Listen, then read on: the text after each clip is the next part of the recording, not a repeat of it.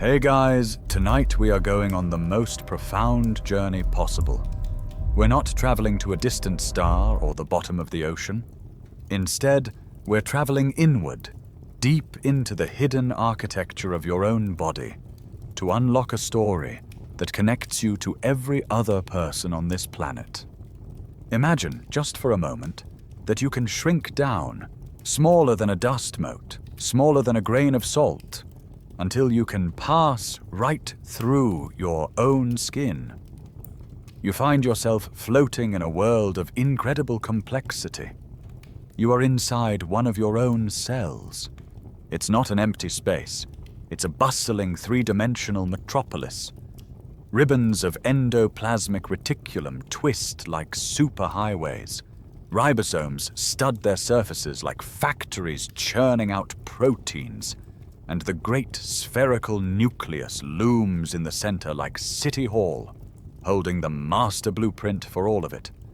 This city is working tirelessly, silently, just to keep you alive, and there are trillions of them that make up the person you are.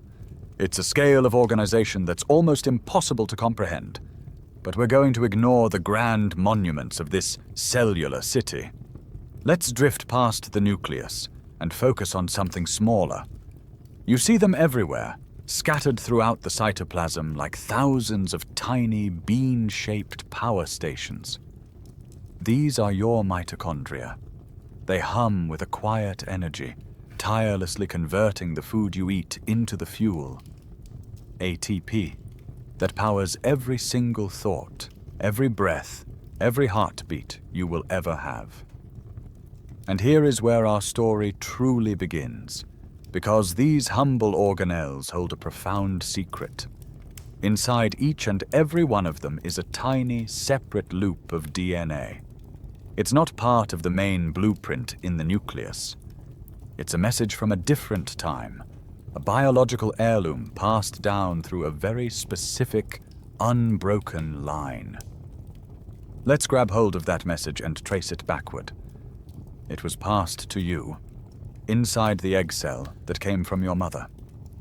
Before that, it was inside your mother, passed to her from her mother, your grandmother. We follow this thread out of your grandmother into your great-grandmother, and on and on. With each step back, the world changes. We move through decades, through the turn of a century, past revolutions and world wars. The thread holds. We go further, past the Middle Ages, past the fall of Rome, to a time when our ancestors were painting on cave walls. Still, the thread continues, an unbroken chain of mothers and daughters. We trace it across continents, through the biting cold of the last ice age, as this tiny piece of genetic code was carried by women who huddled around fires, who hunted mammoth and learned to plant the first seeds. We keep pulling on this thread, further and further into the deep past, through 10,000 generations, until all the other lines of ancestry fall away, and we find ourselves at the beginning, at the source. So who was the single woman who sits at the start of this incredible, unbroken chain? When and where did she live? And if there is such a perfect maternal line stretching back into the mists of time, does a similar parallel story exist for men? Thanks to the incredible power of modern genetic sequencing, we no longer have to wonder. We can read the message in the mitochondria. Tonight, we will venture into the deep past together to find the answers. Frankly, if you were to actually shrink down to this size, the sheer chaos of your own cellular chemistry would probably obliterate you in a nanosecond. But that's what imagination is for. So before you get comfortable, take a moment to like the video and subscribe, but only if you genuinely enjoy what I do here. That small click sends a big signal to the algorithm that long-form, serious educational content still matters. And to me, it's an incredibly meaningful show of support. Thank you so much for helping keep this channel going strong. It always fascinates me to see where you're all tuning in from. Let me know in the comments where you are in the world and what time it is for you. Now, dim the lights. Maybe turn on a fan for that soft background hum, and let's ease into tonight's journey together. The existence of the cell itself is a relatively recent discovery in the grand scheme of things. Robert Hooke first observed the cellular structure of cork in 1665, but it took another 2 centuries for scientists to formulate cell theory and understand that all life was composed of these fundamental units. It's a humbling thought that the world inside you was completely invisible to humanity for almost our entire history. And the world inside the cell is even more complex. A single liver cell can contain over 2,000 mitochondria. That's 2,000 tiny power plants, all descended from an ancient ancestor, working in a single microscopic unit of your body. It's this mind-boggling level of organized complexity that has led some to question its purely evolutionary origins. Scientists still argue whether the intricate, interlocking systems of the cell could have arisen solely through gradual Darwinian processes, or if other principles, like self-organization, played an equally crucial role. The scientific evidence for their independent origin, however, is encoded in that separate mitochondrial DNA, mtDNA, a clear fingerprint of a life that existed long before it became a part of ours. It's this ancient, independent history that makes your mitochondria more than just an organelle. It makes them a ghost, a silent partner, a storyteller living within every cell of your body. And tonight, we're going to learn its story. That tiny storyteller humming away inside you isn't just a metaphor. Your mitochondria are, in a very real sense, ghosts. They are the echoes of a life that was once separate, a life that had its own destiny before it merged with our own lineage in an event that would change the future of life on Earth.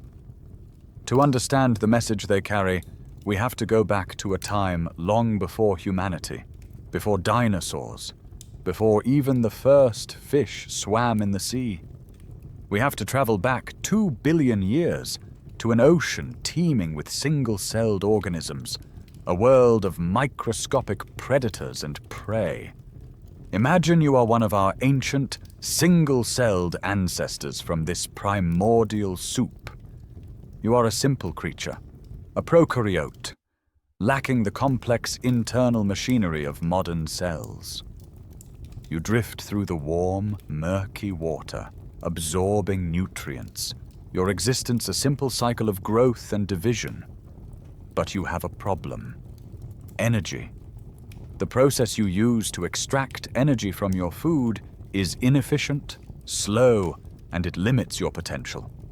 You can't grow too large, you can't become too complex, you can't hunt with any real speed.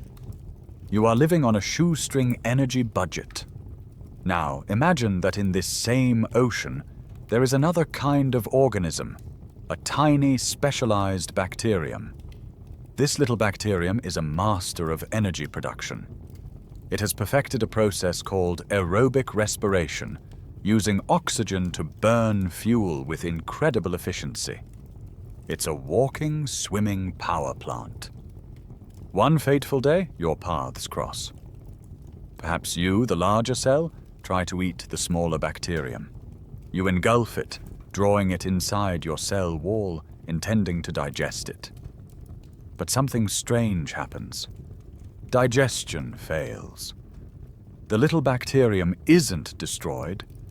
It finds itself trapped, but alive, inside a much larger, safer organism, protected from the dangers of the open ocean and surrounded by a constant supply of raw fuel. And you, the host, suddenly notice a change. A surge of energy floods your system.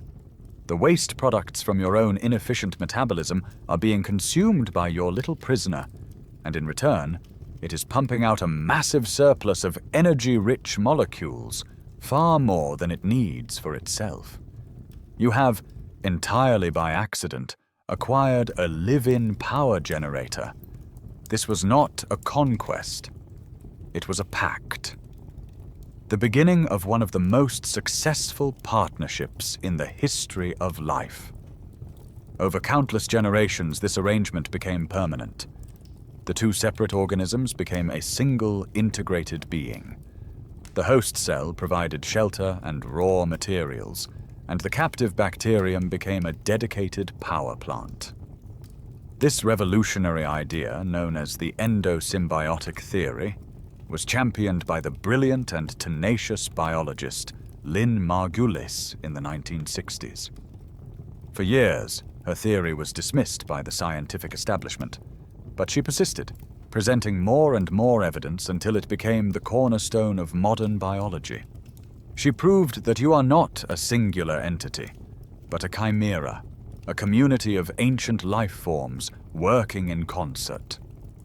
The proof of this incredible story is right there in your cells. Your mitochondria still behave like the free-living bacteria they once were. They have their own cell membranes. They contain their own circular loop of DNA, just like bacteria do. They even have their own ribosomes to build proteins, and most remarkably, they replicate on their own schedule, dividing and multiplying inside your cells, independent of the main cell's life cycle. They are ancient tenants who have been living in our cellular apartments for so long that they are now part of the building's very foundation. The scientific evidence for this is undeniable. A genetic fingerprinting of mitochondrial DNA shows that its closest living relatives are a group of modern bacteria known as Rickettsiales, which are themselves famous for invading and living inside larger cells. Biologists still debate whether this initial encounter was a failed act of predation that turned into a happy accident, or a more cooperative partnership from the very beginning. But whatever the specific circumstances, this merger was a game changer. With this new, abundant energy supply, our ancestors were freed from their metabolic prison.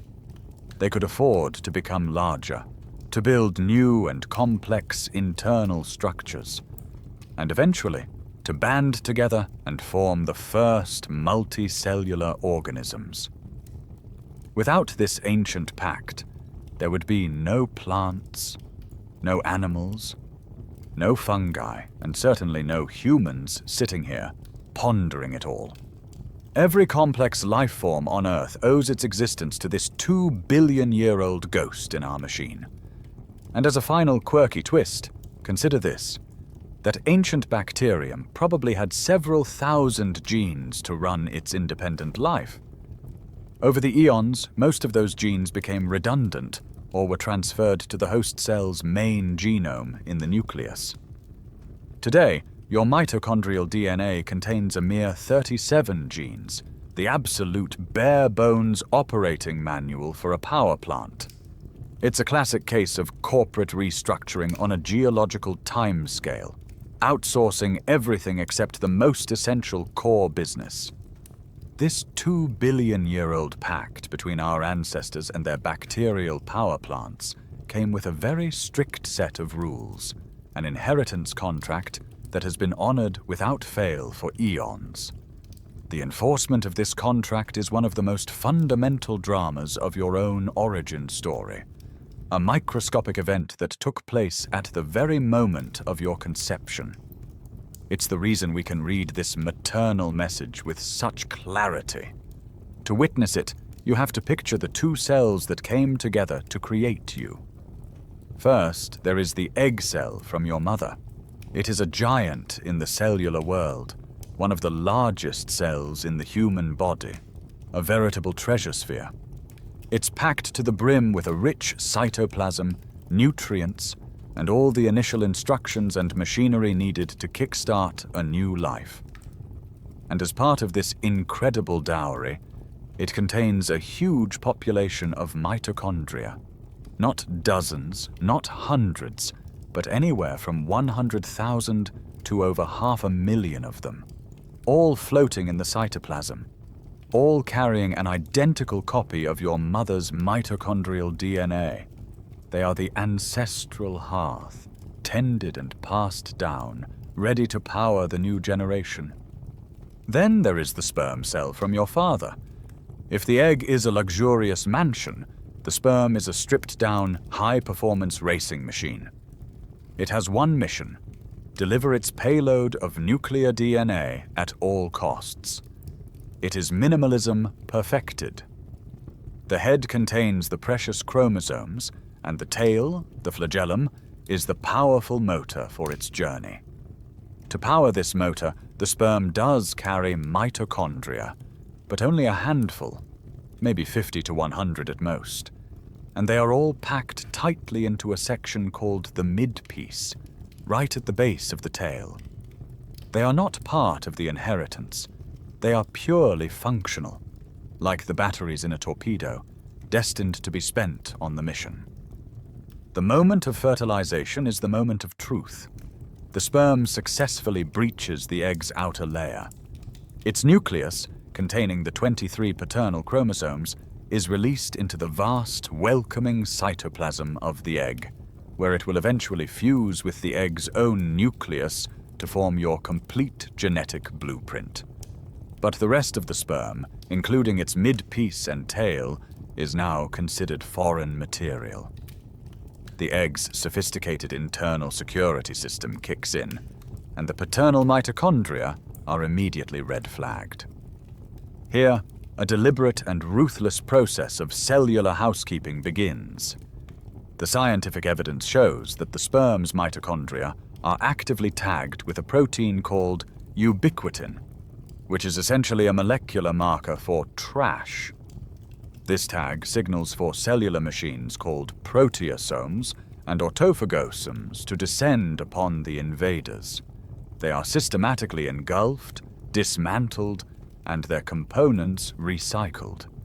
It's a quiet, efficient, and absolute purge. Within hours of fertilization, every last trace of the paternal mitochondrial lineage is gone, ensuring that the only mitochondria that survive to populate your trillions of cells are the ones that came from your mother. This one-sided inheritance, known as matrilineal inheritance, is the absolute bedrock of this field of study. But we've only understood it for a relatively short time. It was pioneering work in the late 1970s and early 1980s, particularly the first full sequencing of the human mitochondrial genome by a team at Cambridge University that unequivocally proved this maternal-only transmission. Before that, the assumption was that inheritance was a complete blend of both parents. This discovery opened up an entirely new way to look at human history, a way to isolate a single, pure line out of the complex tangle of ancestry. But why go to all this trouble? Why is the egg so ruthlessly efficient at destroying the father's mitochondria? Scientists still debate the exact evolutionary reason for this mitochondrial purge, with a few compelling theories taking center stage. The leading hypothesis is that it prevents conflict. If two genetically different mitochondrial populations were allowed to coexist and replicate in the same cell, they might compete for resource, or one might replicate faster than the other, potentially harming the cell's metabolism. By enforcing a single uniform mitochondrial genome from the mother, the system ensures stability and cooperation. Another theory suggests it's a form of quality control. Sperm mitochondria have a much higher mutation rate because of the intense, high-energy work they do, so the egg eliminates them to ensure the offspring starts life with a fresh, undamaged set of mitochondrial genes. It's a bit like refusing to accept a delivery from a travel-worn, exhausted courier and instead relying on the pristine supplies you already have in-house. While a few incredibly rare cases of paternal leakage have been documented in humans, they are considered profound genetic anomalies, the exceptions that truly prove the rule's near-universal power. So, we've followed this incredible, pristine message passed down through the unbroken line of mothers, a story protected from change by the strict rules of cellular inheritance. But you know that's only half of your story. For every mother in that chain, there was a father. And it turns out, an almost identical principle is at play on the paternal side, not in the bustling cytoplasm of the cell, but deep inside the quiet, protected sanctum of the nucleus itself. Here, amongst the master blueprints of your genome, lies the second thread, the other great traceable lineage, the Lonely Y Chromosome. To understand why it's so special, we first have to appreciate how every other chromosome behaves. Inside the nucleus of almost every cell in your body, you have 46 chromosomes arranged into 23 pairs. For 22 of those pairs, you received one chromosome from your mother and one from your father, and they are a matched set. Think of them as two complete 22-volume sets of encyclopedias. When your body creates its own reproductive cells, either sperm or eggs, a magical process called recombination occurs. The matched volumes from each set, volume 1 from your mom's set and volume 1 from your dad's, line up next to each other and swap information. They literally break off arms and legs and exchange them. A chapter on eye color from your dad's encyclopedia might get shuffled into your mom's volume, while a section on blood type goes the other way. This molecular do-si-do ensures that the chromosome you pass on to your child is a unique, shuffled-up mosaic of the chromosomes you inherited from your parents. It is the very engine of sexual reproduction, creating endless new combinations and variations with every generation. But then we get to the 23rd pair, the sex chromosomes, and the rules change. If you have two X chromosomes, you follow the standard recombination playbook. But if, like about half of humanity, you have one X and one Y, the process hits a wall. The X chromosome is a substantial piece of genetic real estate, a big volume in the encyclopedia containing over 1,000 essential genes that do all sorts of important jobs. The Y chromosome, by comparison, is a tiny abridged pamphlet. It's the smallest of all human chromosomes, containing only a handful of active genes. When it comes time for recombination, the big X and the little Y line up, and they simply don't match. They have almost nothing in common to trade. It would be like trying to swap chapters between War and Peace and a car repair manual. It just doesn't work. The scientific evidence is clear. About 95% of the Y chromosome is known as the non-recombining region, NRY. Because it can't swap information with its partner, this entire section gets passed down from father to son as a single, solid, unchanged block. It is a perfect paternal fingerprint, a verbatim copy passed through the generations. The discovery of this chromosomal basis for sex was made in 1905 by the American geneticist Nettie Stevens, a brilliant researcher whose groundbreaking work is often overshadowed by her male contemporaries. She was one of the first scientists to prove that observable traits, in this case sex, were linked to specific physical chromosomes. And the Y chromosome she helped identify is a quirky little thing. It contains the all-important SRY gene, which stands for Sex-Determining Region Y. This single gene acts as a master switch. Around 6 weeks into development, it flips on and kick-starts the cascade of changes that lead to male physiology. If you have a Y chromosome, but the SRY gene is missing or damaged, you will develop as a female. The default human developmental path is female, The Y chromosome is the specific instruction that diverts it. So now we have our two secret messages. One is the mitochondrial DNA, passed exclusively down the female line. The other is this large, non-recombining block of the Y chromosome, passed exclusively down the male line. They are two different stories, written in two different places, but they are traceable for the exact same reason. They are protected from the great genetic shuffle of recombination.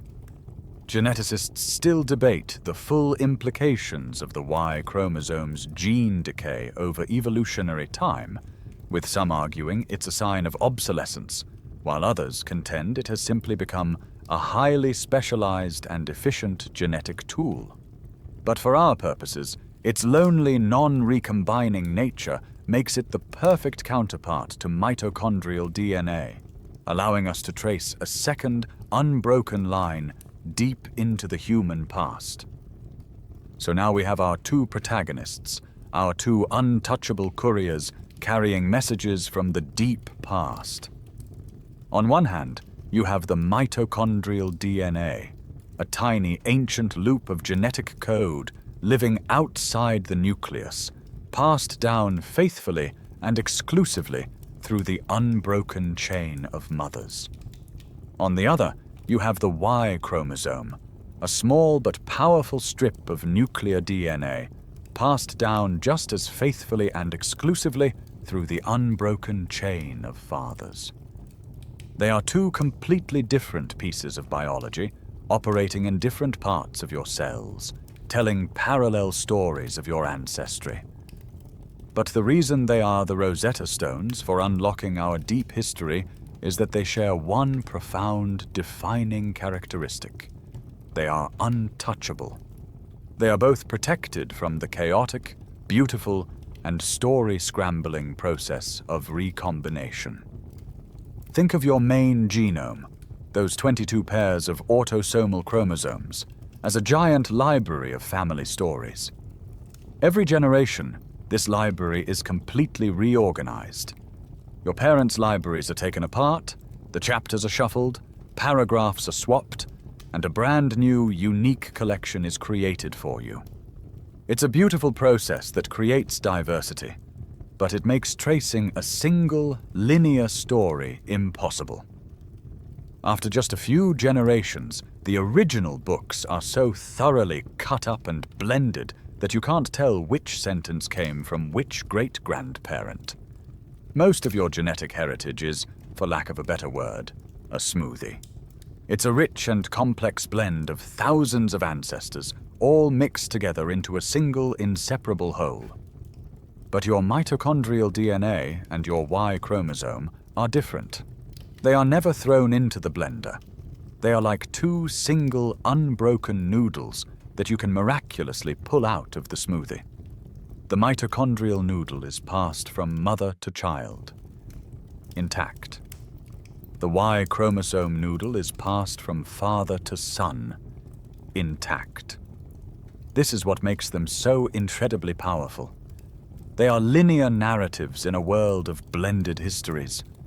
They allow us to do something otherwise impossible, to follow a single line of descent, generation by generation, back to a single point of origin deep in the past. The study of these two threads has defined the field of genetic anthropology for decades.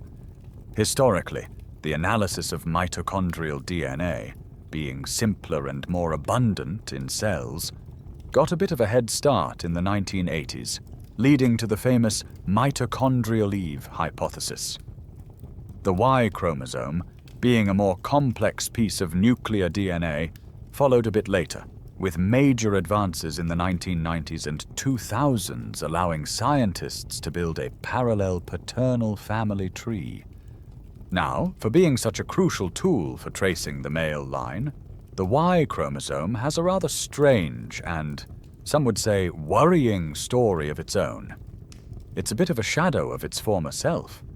The scientific evidence shows that hundreds of millions of years ago, the ancestral Y chromosome was the same size as its X chromosome partner and contained the same number of genes.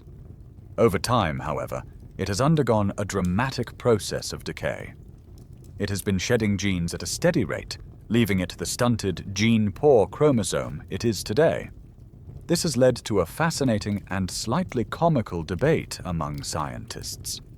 One camp points to this decay and provocatively suggests that the Y chromosome is on a long, slow road to complete disappearance.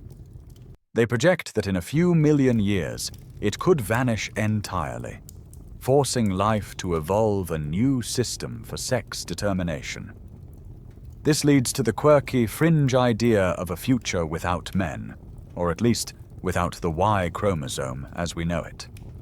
Some species of mole voles and spiny rats have already lost their Y chromosomes, evolving new genetic triggers for maleness. However, a more mainstream and robust camp of scientists argues that this decay has long since leveled off. They contend that the Y chromosome has simply streamlined itself, getting rid of non-essential genes and fiercely protecting its core functions, like the master SRY switch. Scientists still debate whether the Y chromosome is headed for extinction or has reached a stable, streamlined state, a concept sometimes called the functional coherence hypothesis. For now, it's not something you need to lose sleep over. The Y chromosome is a survivor, and its lonely, unchanging nature is what makes it a perfect storyteller for our purposes today. Together, these two untouchables, the ancient ghost in your cytoplasm and the lonely chromosome in your nucleus, give us two clear, independent lines of evidence to follow as we hunt for the ancestors of all humanity. Before we dive into what the genetics told us, we have to travel back to a time just before this revolution, to the 1980s. Before we could read the stories in our cells, we had to read them in stone and bone.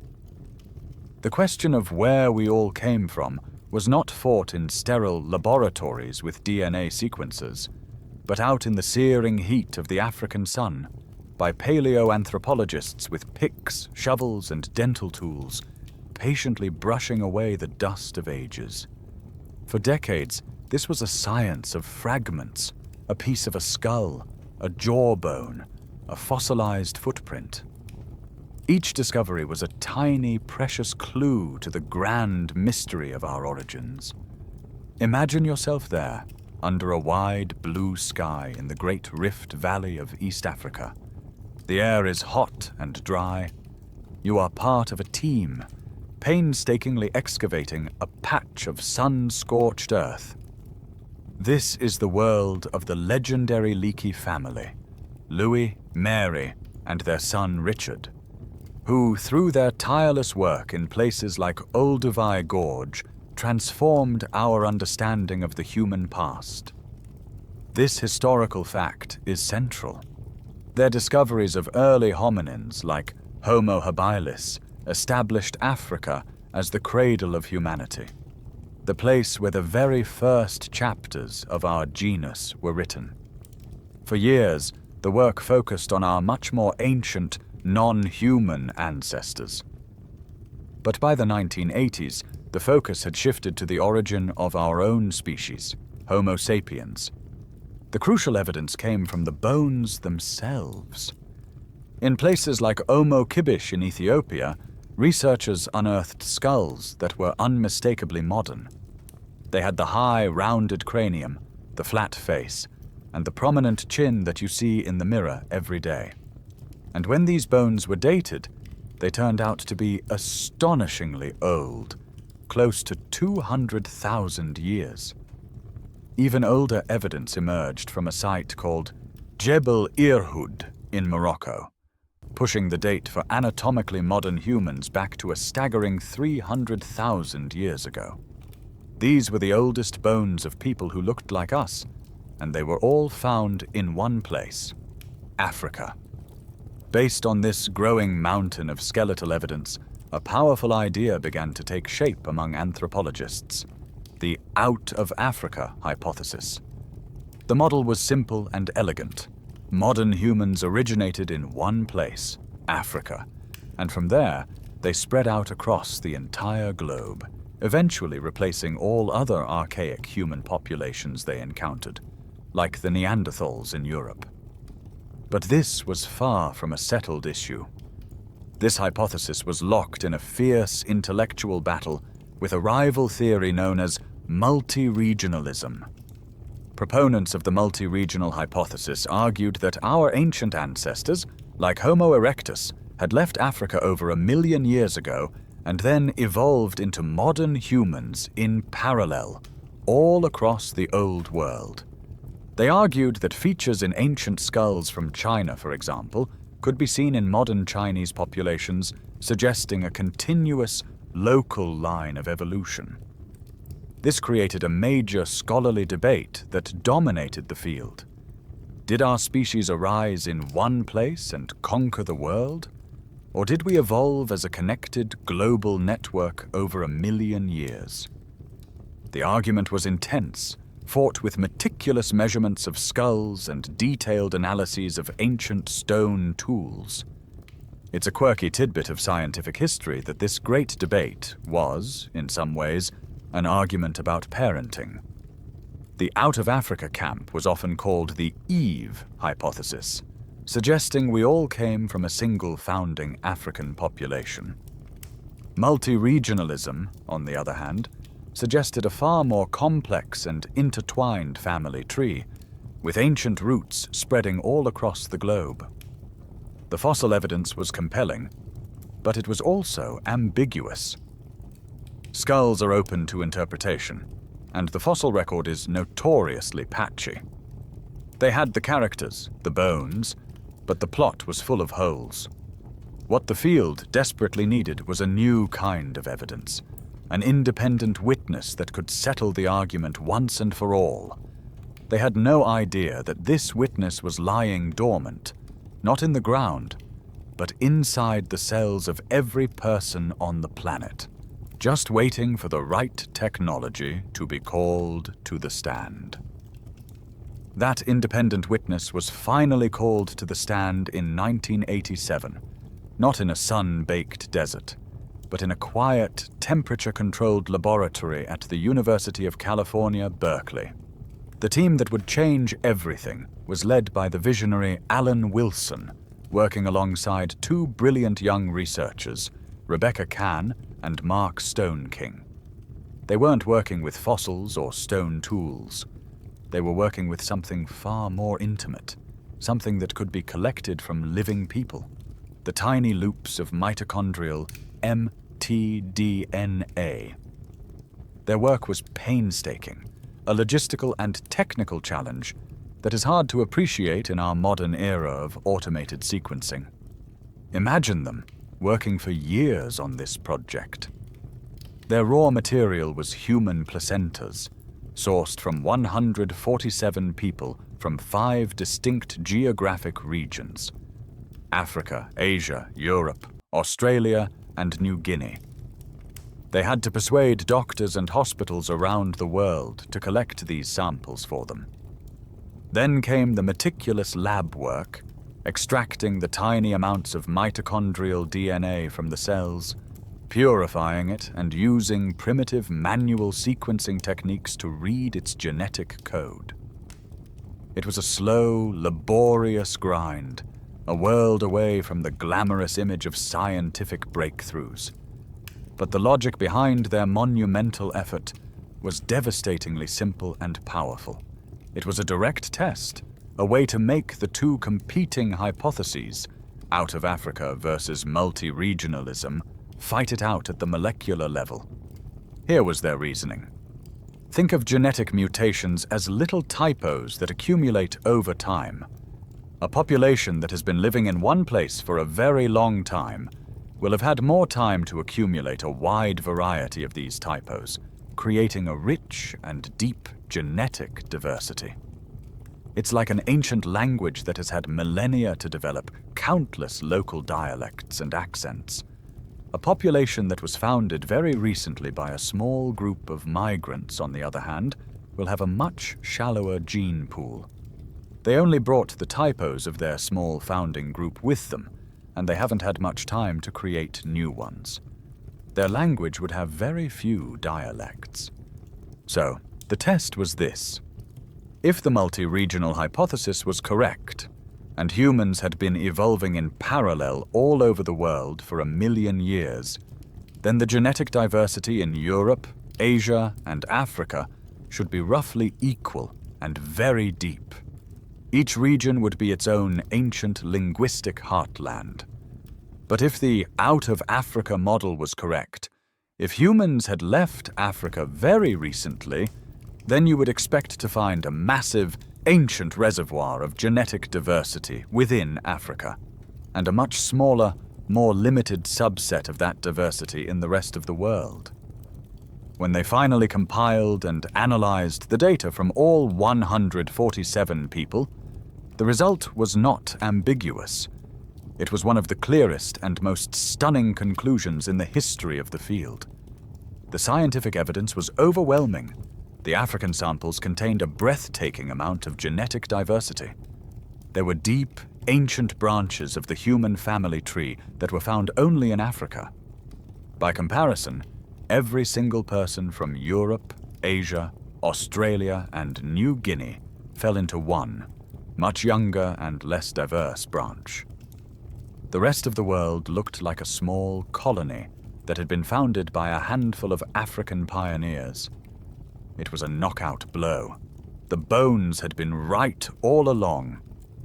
The team published their landmark paper in the journal Nature in 1987, and it sent shockwaves through the world of anthropology. The fossil hunters had found the cradle of humanity, but it was the geneticists who proved that we had all, in a very real sense, stayed there until yesterday. The paper, however, also came with an unexpected consequence. In an attempt to explain their findings to a wider audience, the media seized on the idea of a single common ancestor for all human mitochondrial DNA. They gave her a catchy, sensational name, Mitochondrial Eve. This is our quirky and somewhat unfortunate historical tidbit. The researchers themselves were reportedly horrified by the name.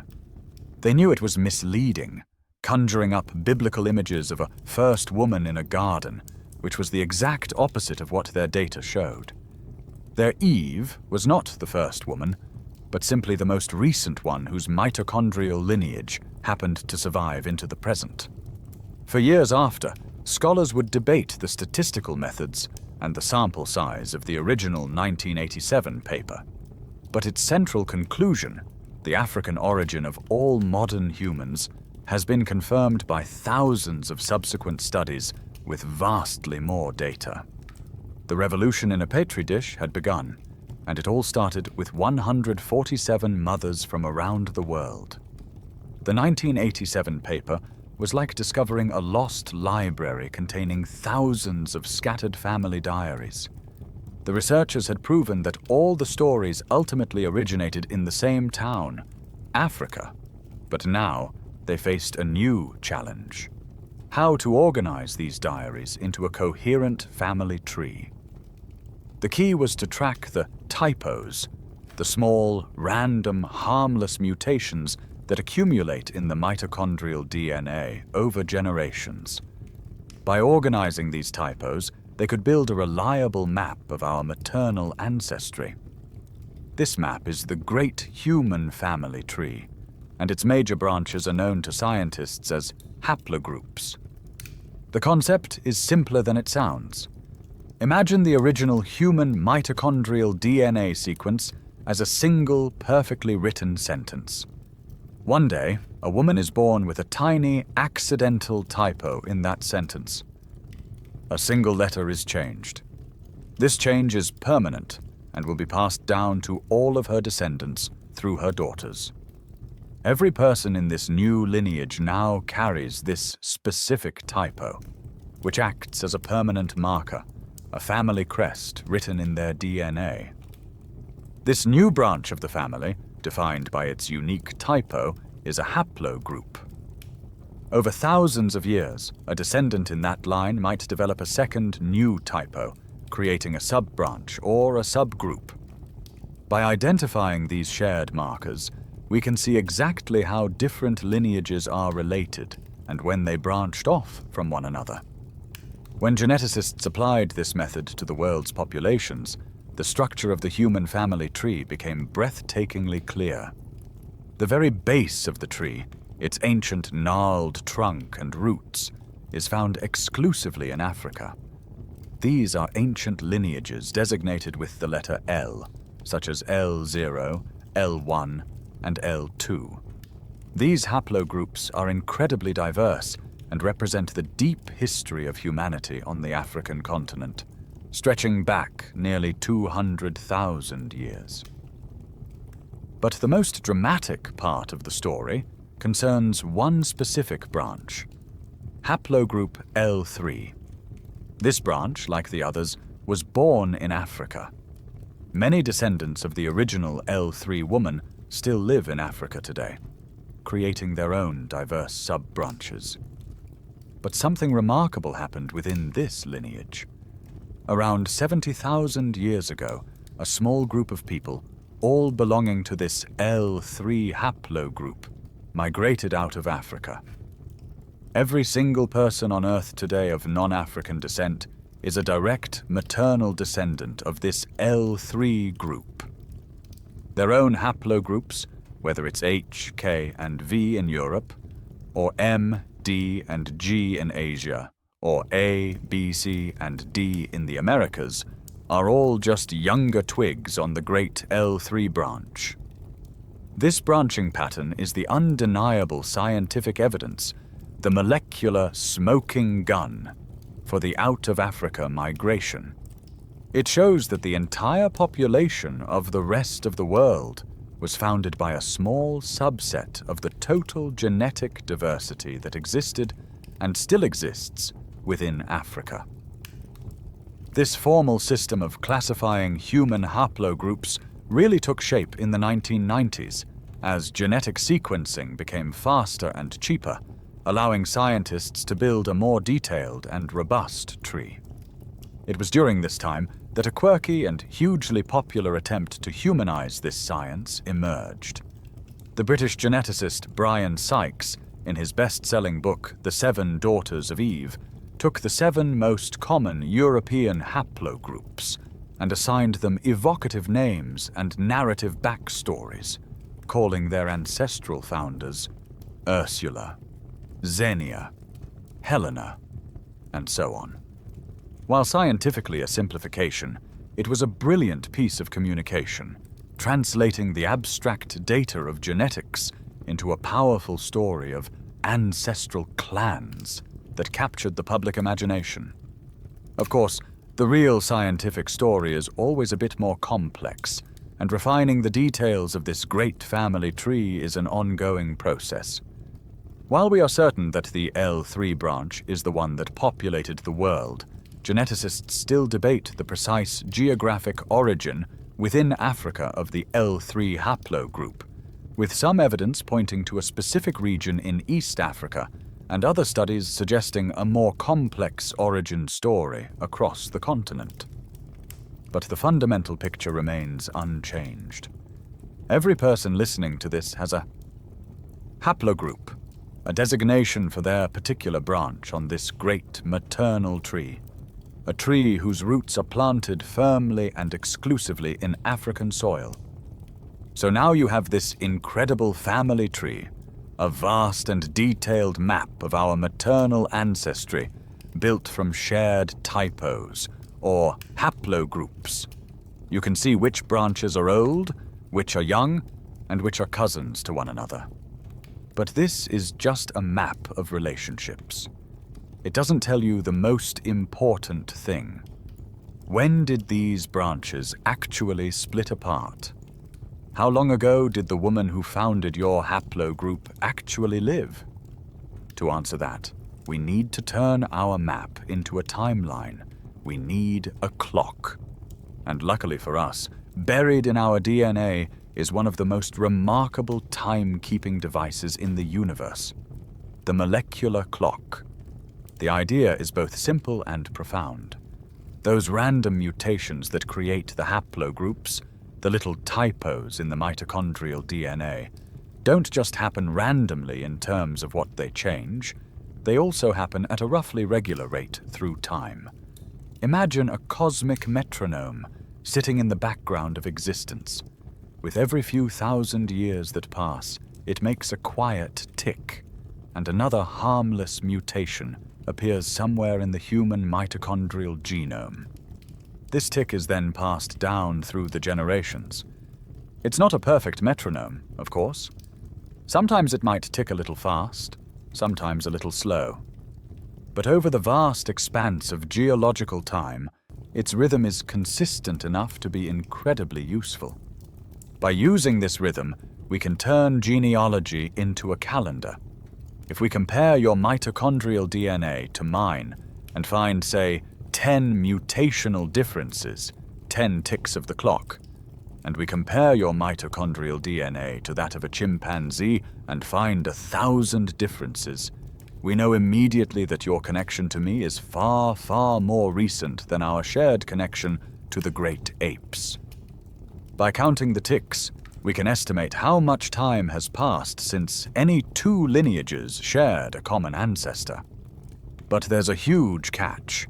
A clock is useless unless you know how to read it. Knowing there are 10 ticks between us is meaningless if you don't know whether a tick represents 100 years or 100,000 years. You need to calibrate the clock. So how do you set a clock that measures deep history? You need a landmark, a fixed point in time that you can measure against. And that's where the two worlds of genetics and paleontology finally come together in a beautiful synthesis. Imagine scientists unearth the fossil of an early modern human in a cave in Europe. Using independent, reliable methods like radiocarbon dating on the surrounding material, they determine that this individual lived, say, 50,000 years ago. Now for the amazing part. Thanks to incredible advances in technology, scientists can often extract fragments of ancient DNA from inside these old bones. They can piece together this individual's mitochondrial genome. Now you have your calibration point. You have a DNA sample with a known age of 50,000 years. You can then compare its mitochondrial DNA to the average mitochondrial DNA of people living today and count the number of mutational differences. Let's say you find 2 mutations. The math is simple. If it took 50,000 years to accumulate 2 ticks of the clock, then the average rate is 1 tick every 25,000 years. You have just calibrated your metronome. Now you can apply that rate across the entire human family tree to estimate the age of every branch and every split. This calibration process is a constant work in progress, with new, well-dated fossils providing ever more accurate data points. The very concept that molecules could be used to measure evolutionary time was first proposed by the chemist Linus Pauling and the biologist Emil Zuckerkandl in 1962, a truly revolutionary idea that laid the groundwork for this entire field. However, it's not a perfect science.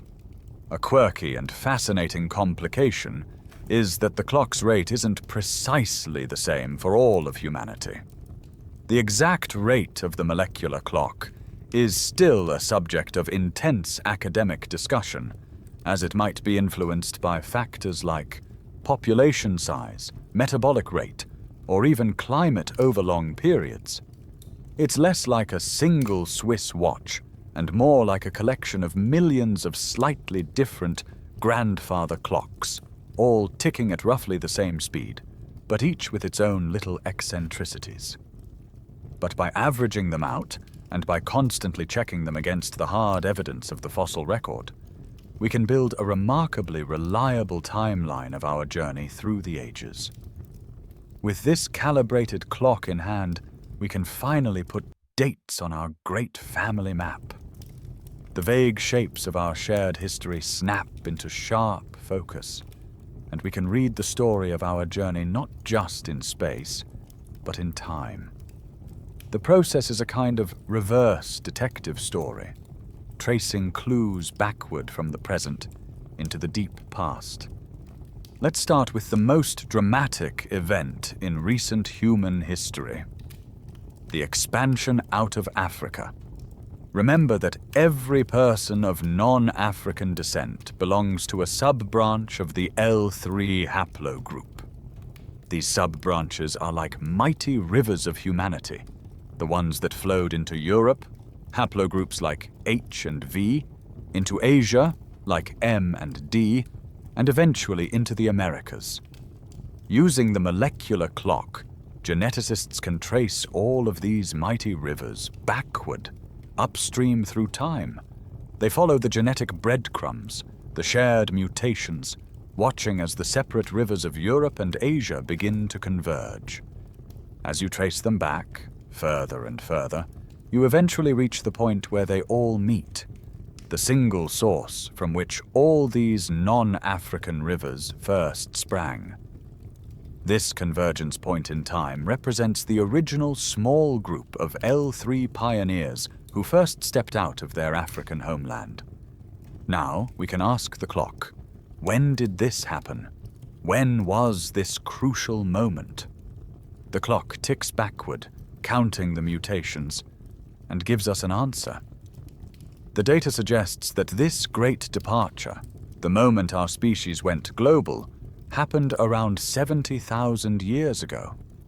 For the first time, we had a timestamp for our exodus. But why stop there? The L3 branch is just one branch on a much older tree. We can apply the exact same logic to the entire human family. We can take all the great maternal lineages, the ancient African branches of L0, L1, and L2, alongside our globe-trotting L3 branch, and trace them all backward.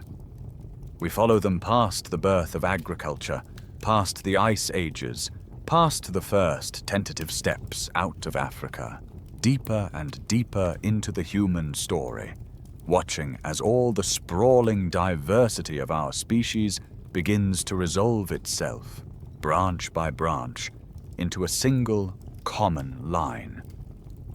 Eventually, after tracing every lineage and every twig, you arrive at the ultimate convergence point, the trunk of the entire tree, the single common source for every maternal line of every human being alive on Earth today.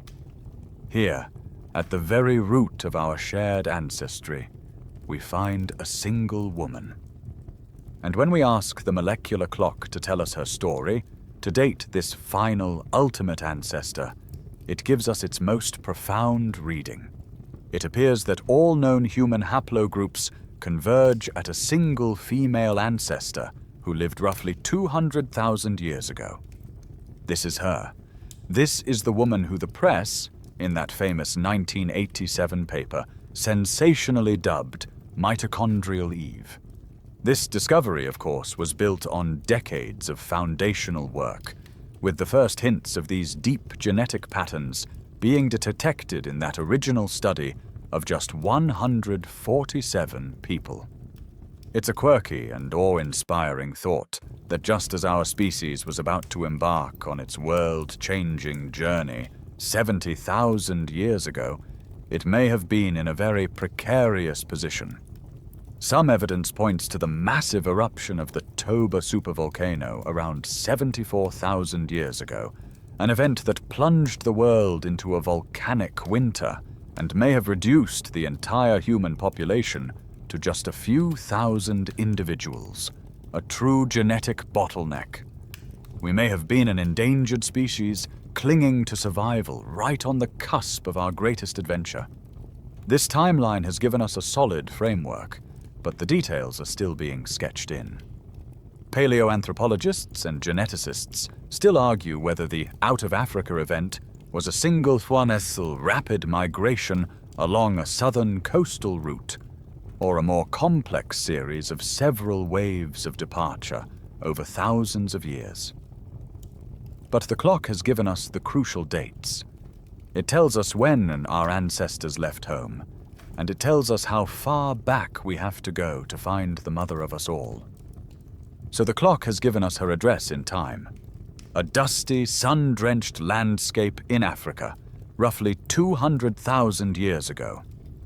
Now it is time to formally meet her, not as a concept, not as a data point on a genetic chart, but as a person. She is the woman we call Mitochondrial Eve. And the first thing we must do is strip away the myth from her name. She is not the Eve from the book of Genesis. She was not the first woman, and her home was no garden paradise. She was a woman of flesh and blood, of sweat and fear and love, living a life of immense hardship and profound connection to the world around her. Let's try to see her world. We are in the Middle Stone Age. The air is thick with the smell of dust and dry grass, and the distant scent of rain on the horizon. The tools she uses are not crude, but they are simple. Sharp flakes of stone, known as Levallois points, carefully crafted to be hafted onto wooden spears. These are her lifeline, the means to hunt, to butcher, to defend. She lives in a small, tight-knit group of hunter-gatherers, perhaps a few dozen people, moving with the seasons and the migrations of the great herds of animals. This is a world without writing, without pottery, without permanent homes. Her people's collective knowledge of the land, which plants are medicine, which are poison, where to find water in a drought, is the only encyclopedia that matters, passed down through spoken word and shared experience. And in this world, this woman lived her life. She woke with the sun. She felt the cool of the evening. She looked up at a night sky so dense with stars it would make you weep. And at some point, she had children. Among them, she had at least one daughter. This daughter, in turn, survived the immense perils of childhood, predators, disease, accidents, and grew up to have a daughter of her own. And so it began. A quiet, unremarkable relay race of mothers and daughters, a biological baton passed from one generation to the next. This is her sole claim to fame, but it is the most extraordinary claim imaginable. She is what scientists call the matrilineal most recent common ancestor, or MRCA.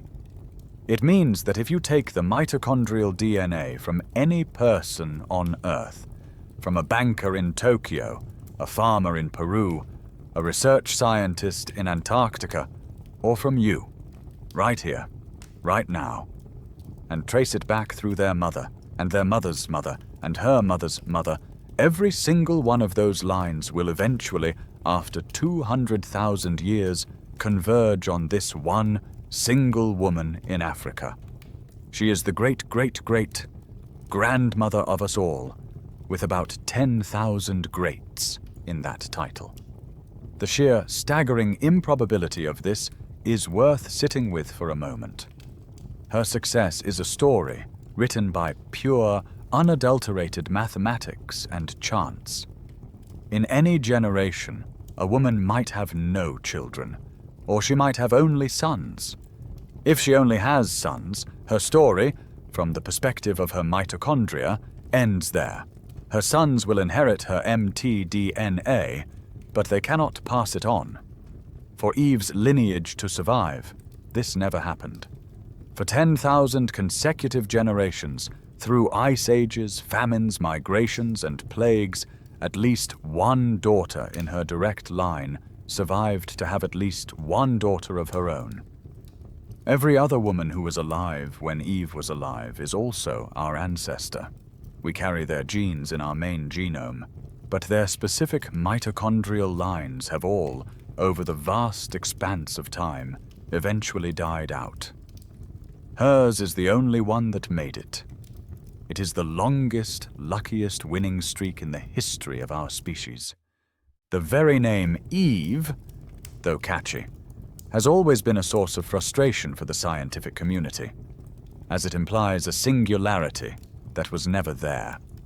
They much prefer the clinical but more accurate term, matrilineal MRCA, precisely because it removes the temptation to see her as anything more than what she was, an ordinary woman who became extraordinary through the sheer fluke of statistics and time.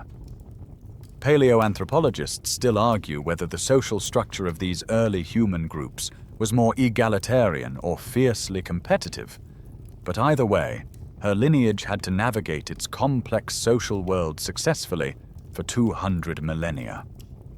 The scientific evidence for her existence is not a bone or a fossil, but a mathematical inference. The inevitable coalescence point where all modern mtDNA lines, when traced back, must meet. She is less a person we have discovered, and more a person we have deduced. A ghost summoned by the sheer weight of our collective genetic data. Now that we have met this ancestral mother, we need to be very clear about who she was not. Her popular name, Mitochondrial Eve, is probably the most misleading and frustrating nickname in all of science.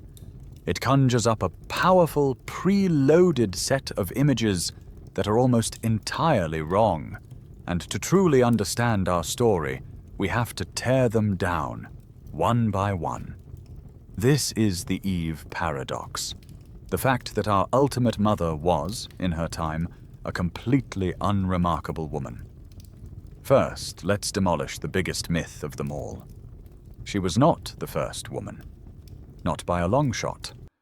The historical fact is that the fossil record for our species, Homo sapiens, stretches back much, much further than 200,000 years. For a long time, the oldest known fossils were the ones from Omo Kibish in Ethiopia, which were dated to around 195,000 years ago, putting them right in Eve's neighborhood. But in 2017, a team reanalyzing fossils from a site called Jebel Irhoud in Morocco dropped a bombshell on the field. Their results pushed the definitive date for the origin of our species back to at least 300,000 years ago. That means our species had already been around, living and evolving in Africa, for a full 100,000 years before Eve was even born. She wasn't a prototype. She was a member of a species that was already ancient and well-established. This leads directly to the second myth we have to dismantle. She was not the only woman alive. The idea of her living alone with a single Adam in a primordial garden is a complete fiction. Scientific evidence from population genetics modeling is clear. She lived in a thriving, bustling community. Scientists still debate the exact size of the human population during Eve's time, but estimates consistently place the number of breeding individuals in the thousands, perhaps tens of thousands. She had neighbors. She had friends, rivals, and a complex social world. And here is the most important part. You are descended from them, too. Every other woman who lived alongside Eve, who hunted on the same savanna and drank from the same waterholes, is also your ancestor.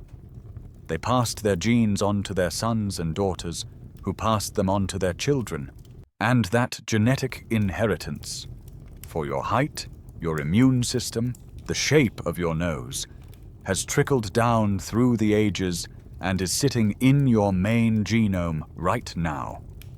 The only difference is that their specific mitochondrial lineages eventually hit a dead end, a generation where a woman had only sons. But their main genetic legacy is still very much alive, and it is a part of you. So if she wasn't the first and she wasn't the only one, why is she the one we can all trace our mitochondria back to? The answer has nothing to do with her being special, stronger, or more fit. The answer is a simple, elegant, and powerful force in evolution called genetic drift. It's just a fancy term for the effects of pure random chance. Think of it this way. Imagine a small village founded 1,000 years ago by 10 different families, each with a unique surname. Now, let's follow those surnames through time. In one generation, the Jones family might only have daughters, who all marry and take their husbands' names. Poof! The Jones surname is gone. A few generations later, the last male Baker might die in an accident before having children. The Baker surname is gone. This has nothing to do with the Joneses or the Bakers being inferior, it's just the random roll of the demographic dice. Now, if you let this process run for 1,000 years, it's statistically inevitable that, through this random process of extinction, only one of the original 10 surnames will be left. If you visited that village today and found everyone was named Smith, you wouldn't conclude that the original Mr. Smith was a village chieftain or a superhero. You'd know he was just the lucky one whose surname never had a generation without a male heir. That is exactly what happened with our mtDNA. Eve's mitochondrial lineage is the Smith surname of humanity. Her success is a statistical inevitability, not a sign of divine favor. It's a quirky and humbling thought that this isn't even a uniquely human story. Geneticists have used the same techniques to find the Mitochondrial Eve of other species, from chimpanzees to the extinct European cave bear. It is a universal outcome of how genetics works. She is the lucky mother, the sole matrilineal survivor of a 200,000-year-long lottery. Let's step away from the abstract world of genetics and try to imagine a single day in her life.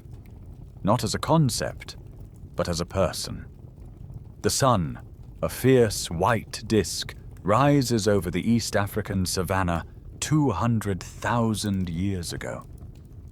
The air is cool for now, carrying the scent of damp earth and the distant, musky smell of unseen animals. Eve wakes not to an alarm clock, but to the shifting light and the quiet stirring of her family group. She is part of a small, mobile community, a band of perhaps 20 or 30 individuals, and their lives are interwoven like the fibers of a basket. There is no privacy as we would know it, only the constant, close-pressed reality of other people, children fussing, adults murmuring plans for the day. Her world is a mosaic of grassland and acacia woodland, a landscape shaped by the dramatic climate shifts of the Pleistocene. The rains are less reliable than they once were, and the knowledge of where to find water is the most valuable currency her people possess. The morning is for gathering. While some of the men might prepare for a hunt, the women, with children in tow, move out into the landscape. Eve's eyes are expertly trained to see what a modern eye would miss. She spots the subtle pattern of leaves that betrays an edible tuber hidden underground, the telltale shimmer of insect life on a branch, the exact shade of ripeness on a cluster of berries. Her hands are calloused and strong, deftly wielding a sharpened digging stick to pry nourishment from the hard, dry soil. This is the world of the Middle Stone Age, a period of significant technological innovation. The historical fact that defines her era is the creation of prepared core stone tools, most famously the Levallois technique.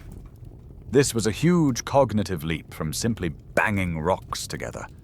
It required forethought, planning, and a complex sequence of steps to prepare a core of stone so that a single decisive strike could produce a perfectly shaped point. These points were her people's kitchen knives, spear tips, and utility blades. Eve might carry one with her, a sharp, versatile flake of obsidian or chert, its edges lethally sharp, ready to butcher a small animal or scrape a hide. The world she moves through is not empty. It is a place of giants, herds of Synchorus antiquus, An extinct buffalo with horns spanning nearly 10 feet, graze in the distance. Deinotherium, a prehistoric relative of the elephant with downward curving tusks, might loom at the edge of a woodland. And there are predators far more terrifying than any that exist today. Saber-toothed cats and giant hyenas are a constant ambient threat. Survival depends on vigilance, on the collective eyes and ears of the group, on knowing the landscape so intimately that anything out of place is an immediate alarm bell. As the day wears on, the social fabric of her group is on full display. Paleoanthropologists still argue whether the social structure of these early human groups was driven more by fierce competition between males or by a more cooperative, egalitarian model centered on kinship and shared parenting. We can imagine her sharing the food she has gathered, teaching a child how to find a grub, participating in the complex web of reciprocity and obligation that holds their society together. A quirky, fascinating piece of evidence from this period is the widespread use of ochre, a red iron oxide pigment. Archaeologists find it at almost every site. Was it used for body paint, for ritual, for processing hides? We don't know, but it suggests a world of symbolism, of art, of a mind that was not just concerned with survival, but with beauty and meaning. As dusk falls, the group gathers around a fire. The flames push back the immense, pressing darkness of the African night. Here, stories might be told, the day's events recounted. Eve sits in this circle of light, a human being feeling the warmth on her skin, perhaps nursing a child, her mind filled with the worries and small joys of her life. She is not thinking about the future, not about the 10,000 generations that will follow her. She is thinking about tomorrow, and in that simple, profound act of living, she carries the future of all of us inside her. Now, let's leave our ancestral mother by her fire and turn our attention to the other half of the story. For every woman in that 200,000-year-long chain, there was a man, a father. By applying the exact same logic and the same molecular clock principles to that lonely, non-recombining Y chromosome, we should be able to trace a purely paternal line back to a single founding father. And we can. He is our Y-chromosomal Adam. He is the man from whom every person with a Y chromosome is directly descended, the great-great-great-grandfather of a huge portion of humanity. For many years, however, the story of Adam was a frustrating scientific puzzle. When researchers first began applying the molecular clock to the Y chromosome in the 1990s and 2000s, they got a very strange result. The clock consistently told them that Y-chromosomal Adam was much, much younger than mitochondrial Eve. While Eve's age was estimated to be around 200,000 years, Adam's was often calculated to be as recent as 100,000 years, or even younger in some early studies. This created a bizarre and confusing picture, a kind of Garden of Eden paradox. Genetically, it seemed like humanity had an ultimate grandmother who lived a full 100,000 years before its ultimate grandfather. How could this be? It didn't make logical sense.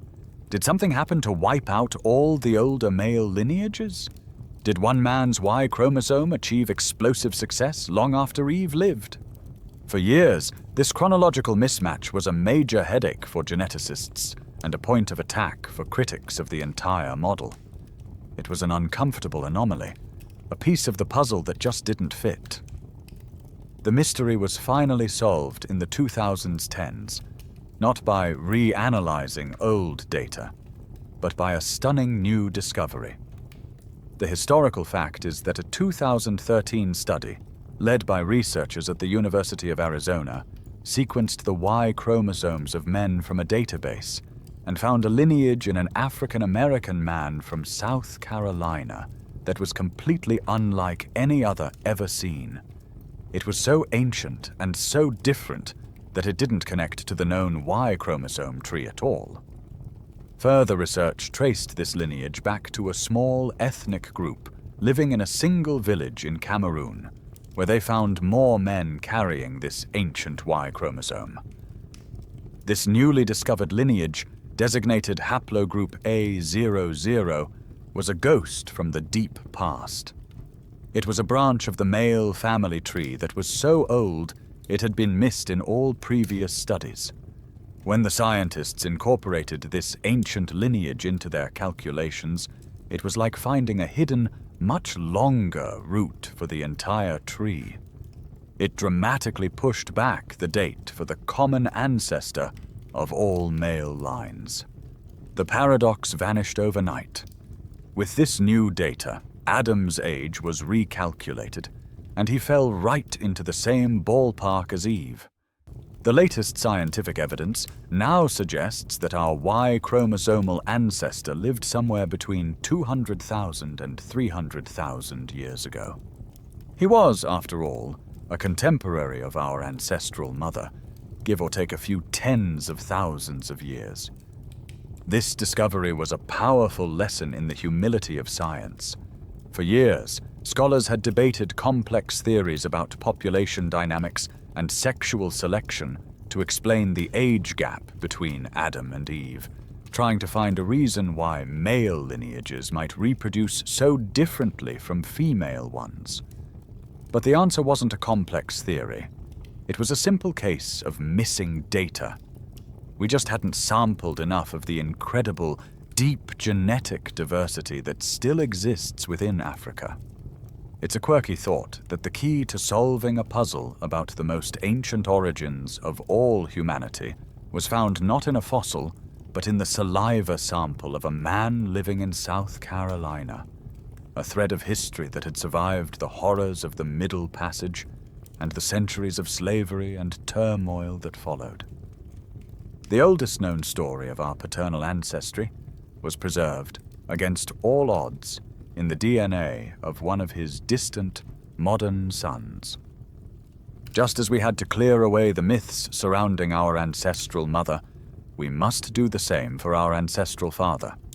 The name Y chromosomal Adam is just as loaded and just as misleading as Mitochondrial Eve. He was not the first man in a primordial garden, and understanding who he wasn't is the key to understanding who he was. A normal man, living a normal life, who became a genetic nexus for all of humanity through the sheer, blind luck of the draw. First and foremost, like Eve, he was absolutely not the first man. We know this for a certainty. The scientific evidence from fossils like those at Jebel Irhoud in Morocco confirms that our species, Homo sapiens, was already present in Africa 300,000 years ago. With Adam's age now estimated to be somewhere in that same 200,000 to 300,000 year window, it's clear he was born into a species that was already well established, with a deep history of its own. He was a product of a long line of human evolution, not its starting point. Second, he was not the only man alive. Just like Eve, he was part of a thriving population of thousands of individuals. He had fathers, brothers, cousins, and rivals.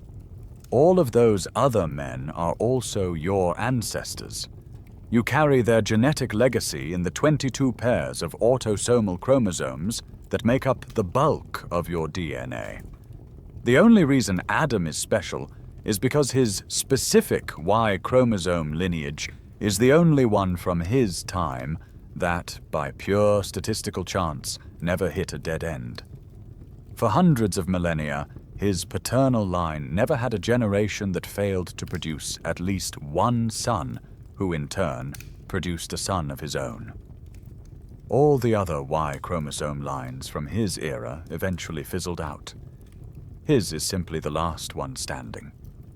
And third, and this is the most important point to shatter the biblical imagery. He and Mitochondrial Eve did not know each other. They were not a couple. They almost certainly never met, never saw each other, never even lived on the same continent at the same time. Even with their revised dates placing them in the same broad epoch, they were likely separated by tens of thousands of years and hundreds, if not thousands, of miles. They are not the founding couple of humanity. They are the two separate, successful starting points for two specific, traceable genetic threads. Your ancestry is not a straight line back to a single couple, but a vast, sprawling web that leads back to thousands of individuals.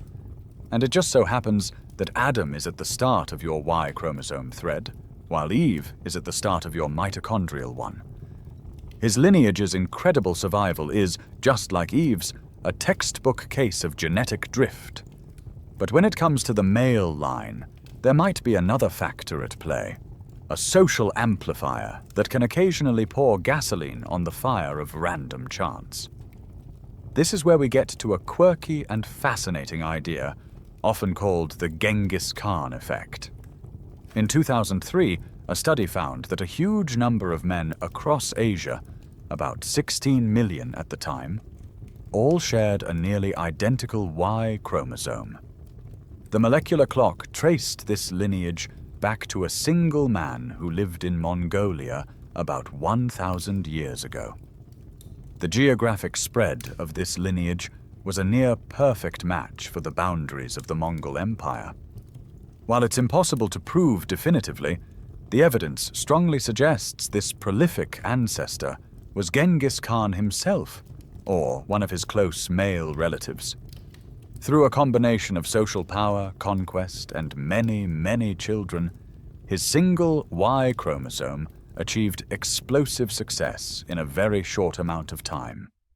This suggests that for male lineages, success isn't always purely random. Scholars still debate the relative importance of pure genetic drift versus this kind of social selection in shaping the paternal tree. While Eve's lineage likely survived through a quiet, steady chain of mothers and daughters, it's possible that Adam's lineage, or branches of it, got a boost from social dynamics that allow certain men to have a disproportionately large number of offspring.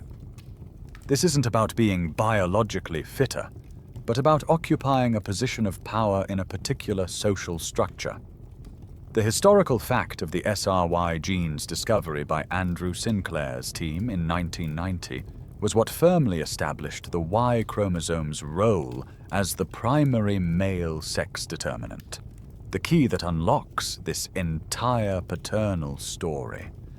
So while Adam himself was likely just a lucky hunter-gatherer, his story reminds us that human culture and social structures can have a powerful and lasting impact on the path of our genes. Let's now leave the statistical world of Y chromosomes and try to walk a mile in Adam's sandals, or, more accurately, his bare feet. To truly understand his separation from Eve, we must place him in a completely different world, a different time, a different landscape. Forget the sun-baked savanna we imagined for Eve. Let's travel to a different corner of Africa, perhaps 250,000 years ago, to a place where the land meets the sea. The air here tastes of salt. A constant damp breeze blows off the ocean, carrying the cries of seabirds and the rhythmic shush and roar of the surf. Adam stands on a rocky headland, the ancient stone rough beneath his feet. He is not a Turing brutish figure. He is lean, powerfully built, with the long limbs and robust skeleton of a marathon runner, a body perfectly adapted for covering vast distances. His mind, like his body, is entirely modern. He is capable of complex planning, of symbolic thought, of deep social connection. And his focus right now is on the world below him. The tide is pulling back, exposing a glistening, life-filled world of rock pools and wet sand. This is the daily gift of the ocean, a reliable source of food for those who know how to read its rhythms. He moves down from the headland with his small group, a few other men and older boys. Their roles today are clear, honed by countless generations of experience. They are providers and protectors, moving through the landscape with a quiet, practiced confidence. Each man carries a simple but effective toolkit: a sharpened wooden spear for keeping predators at a distance or dispatching prey, and a few razor-sharp stone flakes tucked into a leather pouch. Their mission is one of opportunistic foraging. The historical fact is that archaeological sites from this period, like Pinnacle Point in South Africa, show that early modern humans were skillfully exploiting coastal resources. They weren't just big game hunters.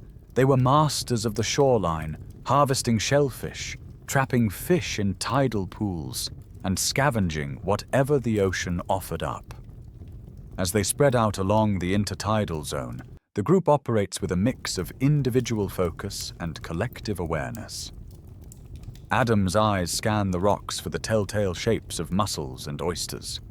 He uses a heavy stone as a hammer, a simple tool, to crack them open, revealing the rich meat inside.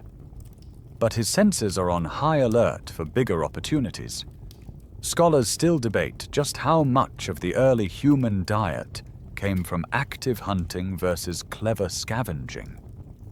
Were men like Adam heroic apex predators, taking down giant buffalo on the plains?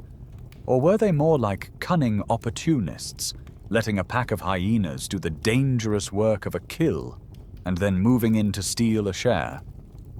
The likely answer is that they were both. A dead seal washed up on the beach would be a welcome bonanza, a gift of fat and protein. A shout from further down the beach draws his attention. One of the others has spotted something. Adam jogs towards the sound, his feet sinking into the wet sand. A large sea turtle caught by the receding tide is struggling in a shallow pool. This is a moment of high-stakes opportunity. The turtle is powerful, its beak capable of a nasty bite. The group coordinates, using their spears to corner the animal, to flip it onto its back, rendering it helpless. There is no ceremony, just a grim, efficient focus. This single catch will feed the entire band for days. Later, as the tide begins to turn, Adam pauses. He finds a cowrie shell, its surface polished to a porcelain sheen by the endless tumbling of the waves. It has no food value. It is simply interesting. He picks it up, feels its smooth, ridged surface with his thumb. Quirky finds like this, shells and interesting stones found far from their origin, are some of the earliest, most tantalizing hints of symbolic thought in our ancestors. Was it just a pretty object he would soon discard? Or was it the beginning of an idea? An ornament? A marker of identity? We can never know, but in this small, quiet moment, we see the flicker of a mind that is not just surviving, but also noticing, wondering, and perhaps creating meaning. He is a man of his time and place. His concerns are immediate: finding food, protecting his family, navigating the complex social dynamics of his group. He has no concept of the distant future, no idea that a tiny, non-recombining piece of his own biology is on the first step of an unbroken 250,000-year journey. He has no knowledge of the woman, Eve, who might have lived thousands of years before him, or who might be born thousands of years after him, on a different patch of this vast continent. They are two separate people, living two separate lives, who just happen to be the lucky genetic starting points for all of us. For more than 200,000 years, our species had called Africa home. We were born there, we grew up there, we had spread across its vast landscapes from the coasts of the south to the highlands of the east and the forests of the west. It was our entire world. But around 70,000 years ago, a small group of our ancestors, the descendants of Eve and Adam, found themselves standing at the doorstep of that world, peering out into the unknown. The decision they made, born of desperation and courage, would be the single most consequential act in the history of our species. To understand why they left, you have to understand the world they lived in. It was not our world. You are living in the Holocene, a relatively warm, stable, and gentle climatic period. They were living in the depths of the Pleistocene, in the grip of the last great ice age. The planet was, on average, several degrees colder than it is today. Massive, continent-sized sheets of ice, miles thick, covered much of North America and Europe. This wasn't a world of gentle seasons. It was a world of brutal, grinding cold in the north, and profound, spreading aridity elsewhere. This deep freeze had a dramatic side effect. It changed the very shape of the planet. So much of the world's water was locked up in those colossal glaciers that sea levels were drastically lower, perhaps by as much as 400 feet. The coastlines you know from maps simply didn't exist. Britain was not an island, but a frozen peninsula of Europe. A vast, dry plain connected Asia to Alaska. And the familiar contours of Africa were different too. This lower sea level is the crucial scientific evidence that helps us understand the migrations to come. It opened up pathways that are now deep underwater. While the ice sheets were far to the north, Africa was not spared from the climate chaos. The global cooling made the continent much, much drier. The great, life-giving monsoon rains became weaker and less reliable. The Sahara Desert, a formidable barrier even today, expanded, swallowing up vast areas of what was once savanna. For the people living there, like our L3 ancestors, life was becoming a desperate struggle. The old watering holes were drying up. The herds of animals they depended on were dwindling or moving on. Their home was turning against them. These were the great push factors, the environmental pressures that were squeezing their world, making the old ways of life untenable. And then, as if things weren't bad enough, the planet threw a tantrum. Around 74,000 years ago, a supervolcano on the island of Sumatra, in modern-day Indonesia, called Mount Toba, erupted. This wasn't just any eruption. It was the most powerful volcanic explosion in the last 2 million years, a geological event of almost unimaginable violence. It blasted thousands of cubic miles of ash and sulfur dioxide into the atmosphere, so much that it created a planetary shroud, dimming the light of the sun for years. The result was a volcanic winter. Global temperatures plummeted even further, plants withered, and ecosystems collapsed. For the small, scattered populations of humans, it would have been an apocalypse. The exact impact of this event is one of the most exciting areas of research and contention in this field. Historians and climatologists still argue whether the Toba catastrophe was the primary catalyst that created a massive genetic bottleneck, nearly wiping out humanity and directly spurring the subsequent migration, or if it was just one of many severe environmental pressures our ancestors faced. Some believe it reduced our entire species to just a few thousand individuals, making us an endangered species on the brink of extinction. Others argue that humans, particularly in Africa, were resilient enough to weather the worst of it. But there is no doubt it was a global trauma. This catastrophic eruption is our quirky, terrifying tidbit of deep history, a reminder that our journey was almost over before it had even truly begun. So this is the world at the doorstep, a planet in the grip of an ice age, a homeland that is drying up and becoming less hospitable by the generation, and the recent terrifying memory of a sky gone dark and a world gone cold. For the small clan of L3 people huddled somewhere in northeast Africa, the choice was becoming stark.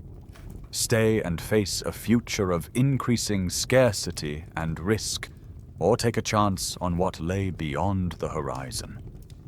They were not explorers seeking glory.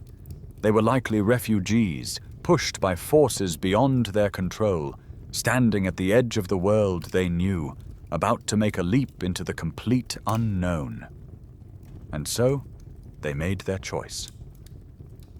This small band of people, our L3 ancestors, turned their backs on the familiar, drying heartlands of their home and began to walk. This was not a grand expedition with a map and a destination. It was likely a slow, generational drift, a desperate search for greener pastures, for a place where the rain still fell and the animals still roamed.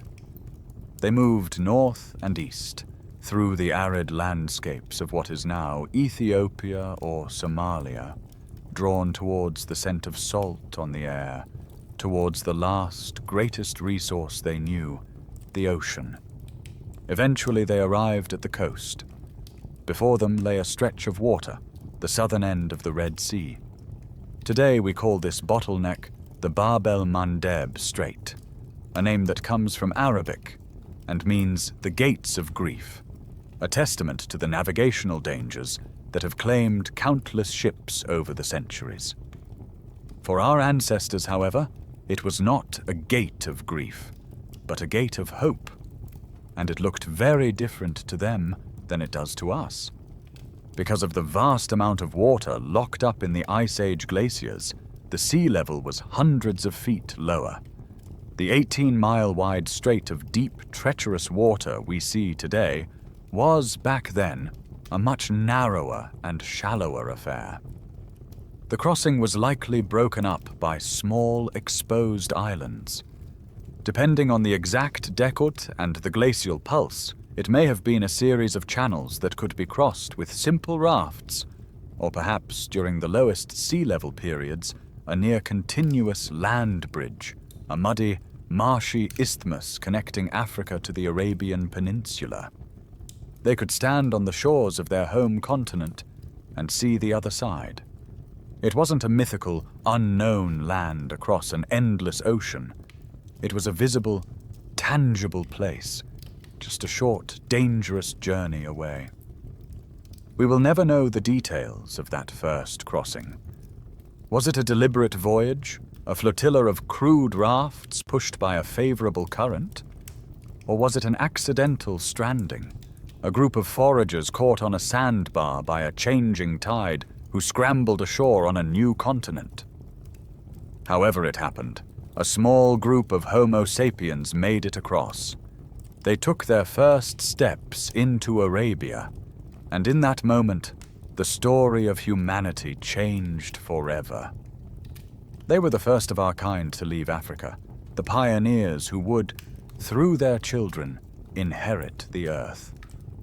The world they entered was not the hyper-arid sand desert we picture today. The scientific evidence from paleoclimatology and sediment cores shows that during this specific period, known as marine isotope stage 4 and 3, the African monsoon patterns shifted, pushing further north. This created a green Arabia, a peninsula crossed by river systems and covered in vast expanses of savanna and woodland, teeming with game. But even so, these pioneers did not strike out into the vast, unknown interior. They were cautious. They stuck to what they knew, and what they knew was the coast. The shoreline became their highway, their lifeline, their supermarket. They were beachcombers, experts at exploiting the rich and reliable bounty of the intertidal zone. Every low tide was a feast laid out for them. Beds of mussels, oysters and clams, crabs and lobsters skittering in rock pools, sea turtles nesting on the beaches, and the occasional bonanza of a washed-up seal or whale. This coastal environment was a predictable, linear world. If you just kept walking with the water on one side and the land on the other, you would always find food. It required little of the specialized knowledge needed for inland hunting. This became the Great Coastal Express Route.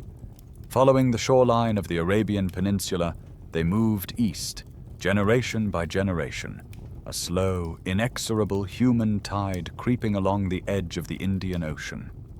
The mainstream historical fact supporting this is that the earliest archaeological sites for modern humans outside of Africa are found along this southern coastal route. And while the general path is agreed upon, archaeologists and geneticists still debate whether this was a single, major exodus that happened in a relatively short period, or a series of smaller pulses of migration out of Africa over several thousand years.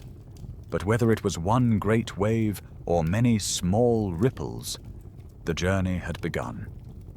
These people, our direct ancestors, had successfully left the cradle and were now making their way, one beach at a time, across the threshold of a new world.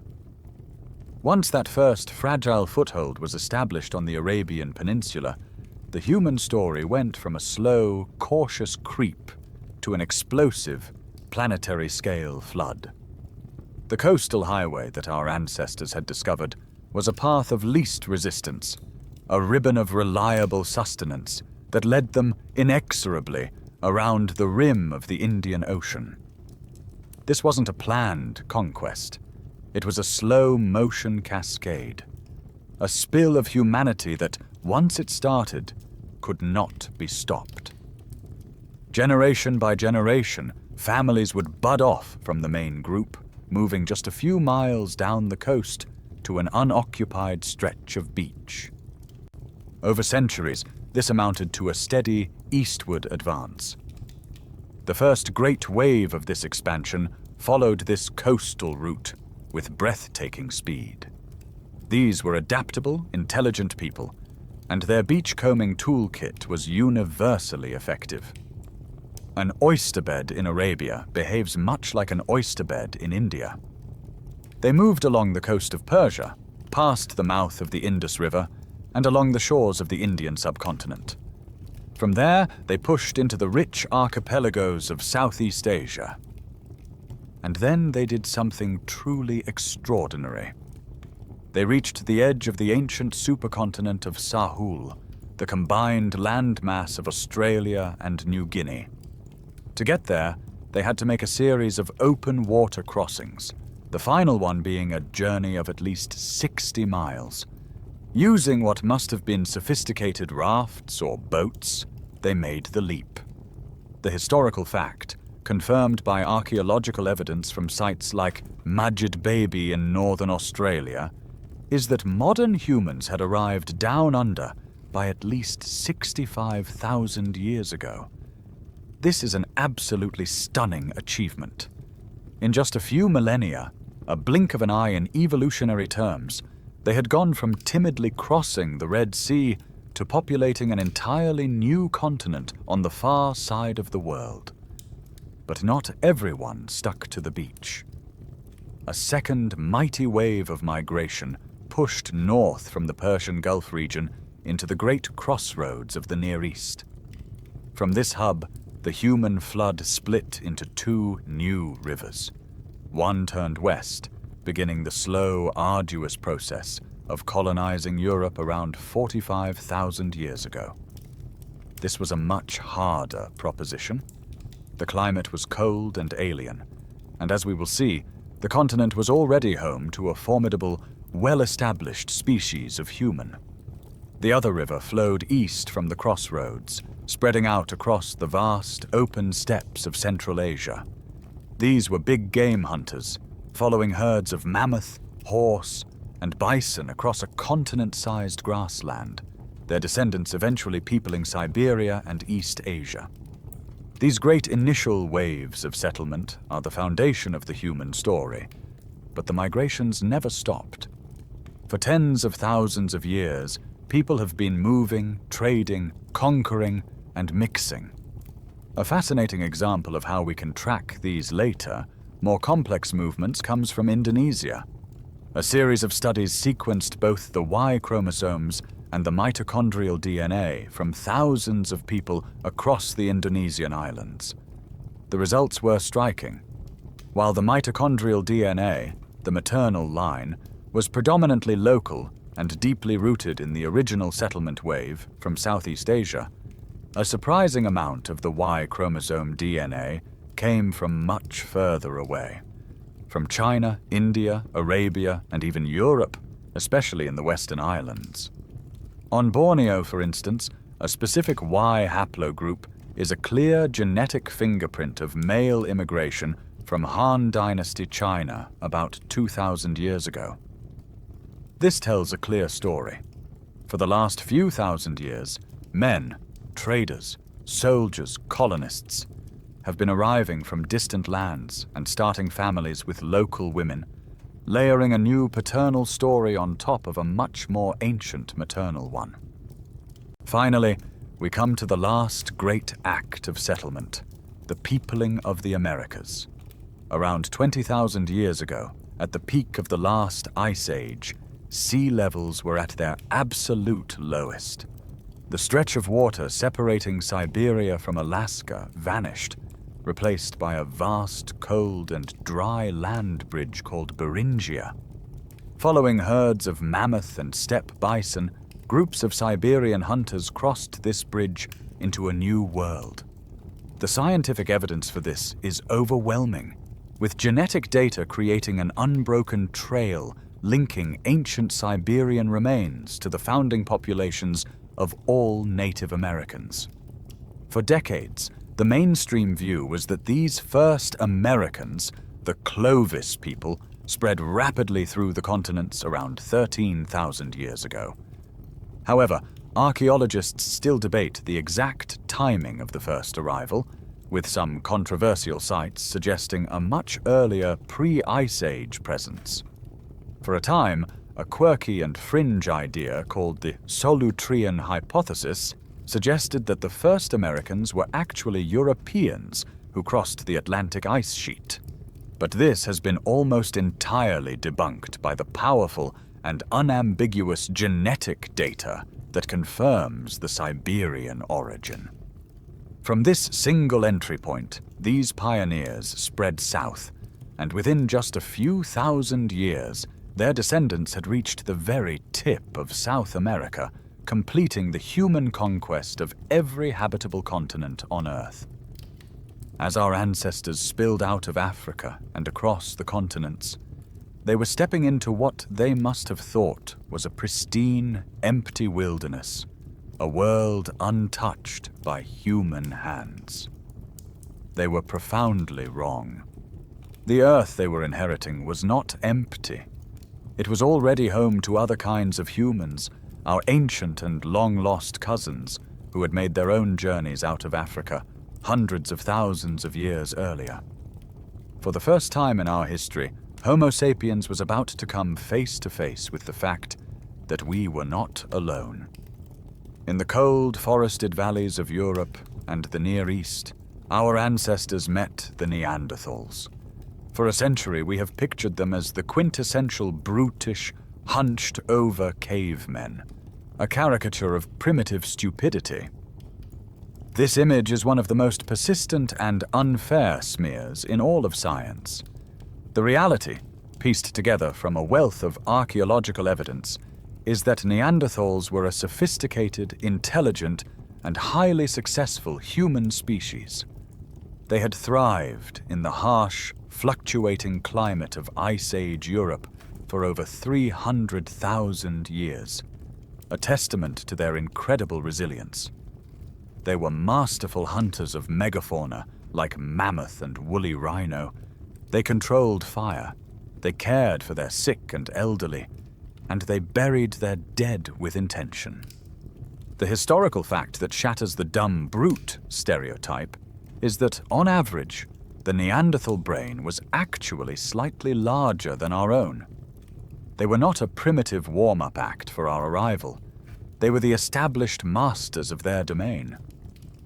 Further east, across the vast expanses of Asia, lived an even more enigmatic group of ancient humans, the Denisovans. They are the true ghosts of the human family tree. While we have hundreds of Neanderthal fossils, our entire physical knowledge of the Denisovans comes from just a handful of tiny fragments, a piece of a finger bone, a few teeth, and a jawbone, all discovered in a single cave in the Altai Mountains of Siberia. For a long time, we didn't even know they existed. They are a species known to us not through their bones, but through the almost miraculous story told by the ancient DNA that scientists were able to extract from those fragments. They were the mysterious eastern cousins to the Neanderthals, a vast and likely diverse population that occupied a huge swath of Asia for millennia. For decades, the prevailing theory was that our ancestors simply outcompeted and replaced these archaic humans, a clean sweep that left us as the sole survivors. But in the 2010s, as the technology to sequence entire genomes from ancient bone became a reality, science dropped a bombshell that rewrote our entire origin story. After painstakingly piecing together the Neanderthal and Denisovan genomes, scientists compared them to the DNA of people living today. The result was a revelation that still echoes through the field. The scientific evidence was undeniable. If your ancestry is from anywhere outside of sub-Saharan Africa, a small but significant percentage of your DNA comes directly from these ancient humans. People of European and Asian descent typically carry between 1% and 2% Neanderthal DNA. And for some populations in Melanesia, Australia, and the Philippines, an astonishing 3% to 5% of their DNA comes from the Denisovans. This was the smoking gun. Our ancestors did not just drive them to extinction, they met them. They lived alongside them, and they had children with them. These ancient cousins did not entirely disappear. A faint echo of them lives on, fragmented and scattered, inside the cells of billions of people today. This discovery has opened up a whole new realm of questions and debates. Scientists are still fiercely debating the nature and frequency of these encounters. Was it a peaceful, centuries-long period of cultural exchange and occasional intermingling? Or was it a more violent and tragic story, with interbreeding being a rare byproduct of conflict and conquest? The truth is likely complex and varied, a mosaic of different interactions across thousands of miles and thousands of years. It's a quirky and profound thought that some of the genes we inherited from these encounters may have been crucial to our survival. We have inherited Neanderthal genes related to our immune system, which may have helped our ancestors fight off new European diseases. Similarly, a Denisovan gene has been found to help modern Tibetans thrive in the low oxygen environment of the high plateau. In a very real sense, these ancient people gave us the genetic tools we needed to adapt to the new worlds we were colonizing. We did not just conquer their world, we absorbed a part of them, and it helped us to survive. The discovery that we carry the echoes of these ancient cousins inside us is one of the most profound and humbling truths in the human story. It shatters the simple picture of our ancestors marching across the globe, replacing everyone they met. The reality was a far stranger and more intimate affair. But this revelation also creates a deep and fascinating puzzle. If we had children with Neanderthals and Denisovans, Why don't any of us carry their mitochondrial DNA or their Y chromosomes? Why is it that when we trace our maternal line back, it always leads to Mitochondrial Eve in Africa, never to a Neanderthal woman in a European cave? And why does the Y chromosome always trace back to an African Adam, never to a Denisovan father in the Altai Mountains? The ghost DNA is there, scattered in fragments across our main genome, but our two purest, most traceable lines of ancestry appear to be 100% Homo sapiens. What happened to these ghost lineages? The simplest part of the answer is a numbers game. The encounters between our ancestors and these archaic humans were likely rare. You have to imagine a vast, sparsely populated landscape. A small band of Homo sapiens might encounter a small band of Neanderthals only once in a generation. Even if these encounters were peaceful and resulted in children, the influx of Neanderthal mtDNA or Y chromosomes into the much larger and ultimately more successful sapiens gene pool would be a tiny drop in a very large bucket. Over thousands of years, it would be incredibly easy for these rare lineages to be lost to the same forces of genetic drift that wiped out all but one of our own mtDNA lines. They simply didn't have the numbers to get a foothold. But there is likely a deeper, more biological reason. It's possible that while interbreeding could happen, it didn't always work perfectly. The scientific evidence points to a concept known as hybrid incompatibility. After being separated for 500,000 years, our two species, sapiens and Neanderthalensis, were at the very edge of being biologically incompatible. We were like two distantly related species of horse and donkey, able to produce offspring, a mule, but that offspring is often sterile. It's possible that the male children of a Neanderthal father and a sapiens mother, for instance, were less fertile than purebred children. Indeed, analysis of the Neanderthal DNA that survives in us show that it's almost entirely absent from our own Y chromosome, suggesting there may have been a fundamental mismatch there that was selected against. The incompatibility might have been even more pronounced on the maternal side. A mother's body has a very complex relationship with the fetus she carries. Her immune system has to tolerate this half-foreign entity for 9 months. It's possible that a Homo sapiens mother's immune system was better able to handle a hybrid fetus than a Neanderthal mother's was. Perhaps the signals sent by a hybrid fetus's mitochondria, which would be purely Neanderthal if the mother was Neanderthal, caused a negative reaction in a sapiens mother, leading to a higher rate of miscarriage. If the children of a sapiens father and a Neanderthal mother were simply less likely to be born, then the Neanderthal mtDNA line would have no way of entering our gene pool.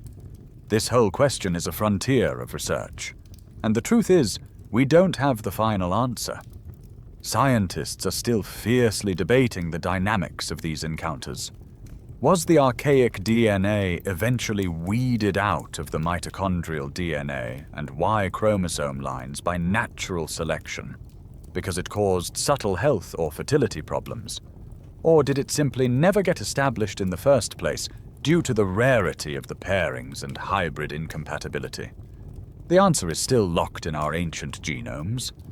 The historical fact that proves these encounters were not just statistical inferences is the discovery of actual first-generation hybrids.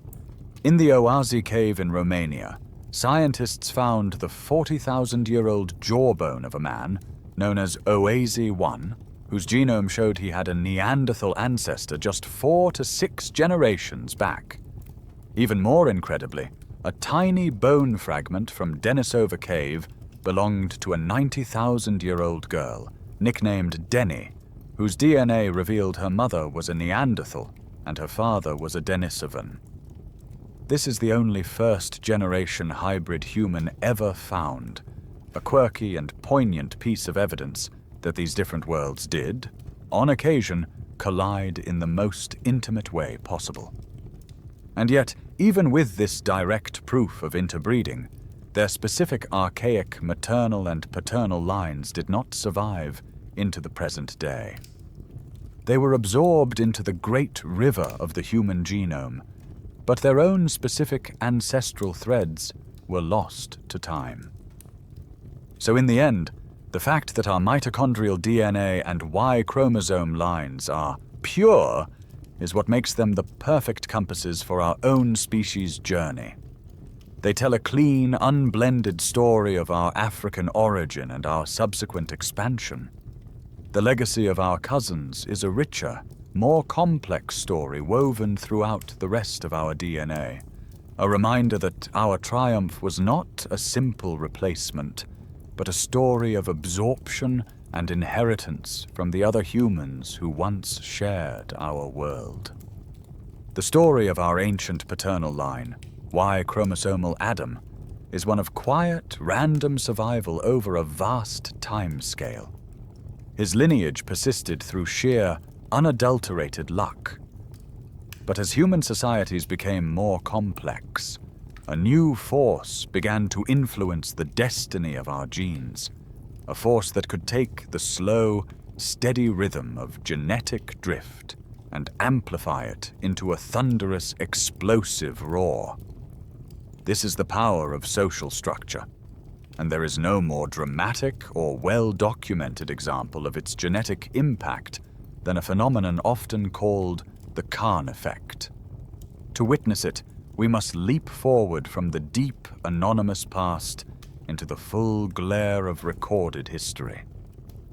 We travel to the 13th century, to the vast, wind-swept steppes of Central Asia.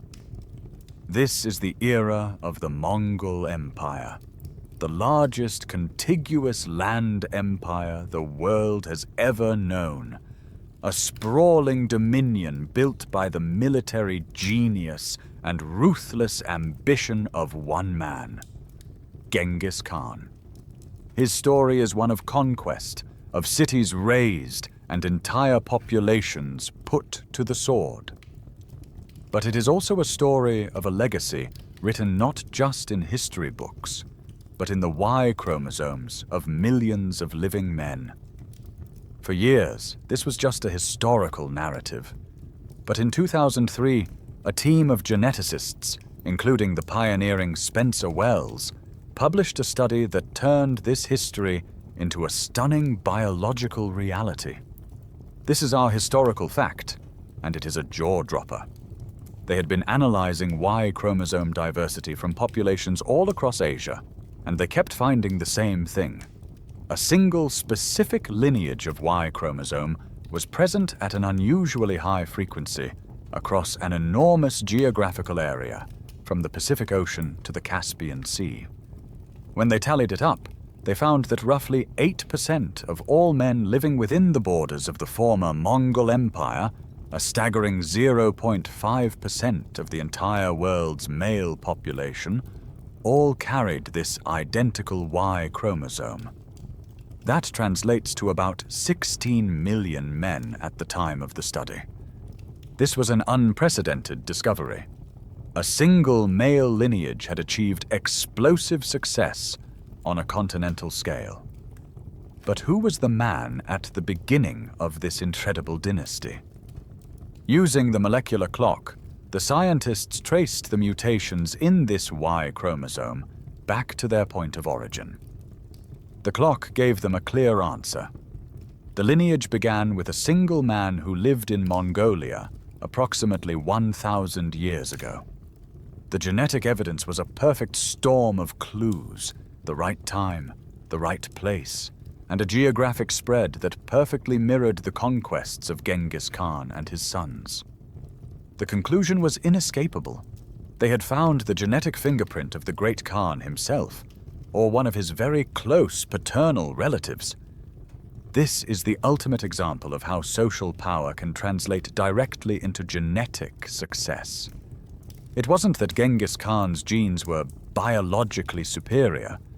It's that he and his descendants created a social system that gave their Y chromosome an incredible, almost unfair reproductive advantage. The Khan and his immediate sons had access to hundreds, if not thousands, of wives and concubines from the territories they conquered. Their own sons were then established as the rulers of different parts of the empire, where they, in turn, enjoyed the same privileges, fathering vast numbers of children. It was a multi-generational system of politically driven procreation. It's a quirky, if somewhat chilling thought, that you are statistically more likely to be descended from a powerful, prolific ruler than a humble peasant, simply because their lineages had a much higher chance of surviving and multiplying. The scientific evidence of the 2003 paper provided the first powerful data-driven example of what researchers now call cultural selection or social selection. It's a process where human social structures, things like inheritance rules, social class, and political power, directly influence which genetic lines spread and which ones die out. Scientists still debate the extent to which this kind of acidully driven success versus pure random drift has shaped the overall structure of the human Y chromosome tree. But the Khan effect proves that under the right circumstances, a single man's lineage can utterly transform the genetic landscape of a continent in just a few centuries. It is a stark reminder that our genes are not just passengers on a biological journey, they are also deeply entangled in the cultural and political stories we create. The explosive success of Genghis Khan's Y chromosome is a dramatic, high-speed example of a principle that has been quietly and powerfully shaping human history for hundreds of thousands of years.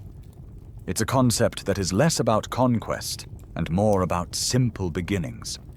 It's called the founder effect, and it explains why a small group of pioneers can have such a massive and lasting impact on the genetic landscape of a nation, a continent, or even the entire world. Let's generalize the Khan effect. Take the element of social power out of it for a moment, and just focus on the numbers. The founder effect happens any time a new population is established by a very small number of individuals whose gene pool is not perfectly representative of the larger population they came from. They are the founders, and the genetic quirks and characteristics they happen to carry with them will be disproportionately amplified in all their descendants. For a perfect real-world example, let's travel to the cold, dramatic landscapes of Iceland. The historical fact is that Iceland was one of the last places on Earth to be settled by humans, a process that began in the late 9th century. The founders were a relatively small group of adventurous and perhaps disgruntled Norsemen from Scandinavia. Crucially, they did not come alone. Genetic studies show they brought with them a significant number of captives, mostly women, from Ireland and Scotland. This motley crew of Vikings and Celts, numbering perhaps only a few hundred to a few thousand individuals, became the entire founding population of a new nation. Now imagine the gene pool of Europe at the time as a giant, diverse bag of marbles of every color. The founders of Iceland didn't take the whole bag. They just scooped out a small, random handful. By pure chance, their handful might have had a few extra blue marbles and was missing the green ones entirely. As this small population grew in isolation for the next 1,000 years, their unique handful of genes became the standard. The result today is that the Icelandic population has a distinct genetic signature. Overall, it has much less genetic diversity than mainland Europe, and certain genetic traits and, unfortunately, specific genetic diseases, the blue marbles from our analogy, are far more common there than anywhere else in the world. This is the founder effect in action. The genetic signature of an entire country was defined by the small, random sample of genes carried by its very first settlers. Once you understand this principle, you can suddenly see our entire global story in a new light. Let's rewind 70,000 years and apply it to the out-of-Africa migration. Remember that the entire population of the world outside of Africa was settled by the descendants of a single, small group of people from the L3 haplogroup. Africa at the time was the giant, diverse bag of marbles containing the rich genetic heritage of our species' first 200,000 years. Haplogroups L0, L1, L2, L3, and all their countless variations. The small band that crossed the Red Sea were the founders. They only carried a tiny, non-representative handful of that total diversity with them, the L3 marble and its immediate offshoots. This is the definitive reason why genetic diversity is so much higher in Africa than in the rest of the world. It's not that other populations are purer, it's the exact opposite. Africa is the genetic homeland, the reservoir of our species' full diversity. The rest of the world is just one massive, continent-spanning example of a founder effect. We are all the descendants of a small group of pioneers who happened to carry a particular subset of genes out of their ancestral home. You can see this pattern repeated on smaller scales all over the world. A quirky but powerful example comes from North America. The unique genetic makeup of the French-Canadian population in Quebec can be traced back to just a few thousand French settlers who arrived in the 17th century. Because this founding group was so small, certain rare genetic disorders are now orders of magnitude more common in Quebec than they are in France. Geneticists and historians still debate the exact size and social composition of these critical founding groups, whether it's the L3 clan leaving Africa or the first ships arriving in the St. Lawrence River. But the genetic outcome is always the same. The story of who we are is profoundly shaped by the small handful of ancestors who had the courage, or the misfortune, to be the first ones to step onto a new shore. For this entire journey, we have been focused on just two single, unbroken threads pulled from the vast tapestry of your ancestry. We've followed the mitochondrial line back to one woman, Eve, and the Y-chromosome line back to one man, Adam. It's a clean, simple, and powerful story. And now, I need you to understand that this simple story is a profound illusion. It's a beautifully useful simplification, but it hides a much bigger, messier, and infinitely more interesting truth. The truth is that your ancestry isn't a line or a thread. It's an avalanche. Let's do some simple and, frankly, terrifying math. You have two parents. That's easy enough. And they each had two parents, giving you 4 grandparents. Still with me?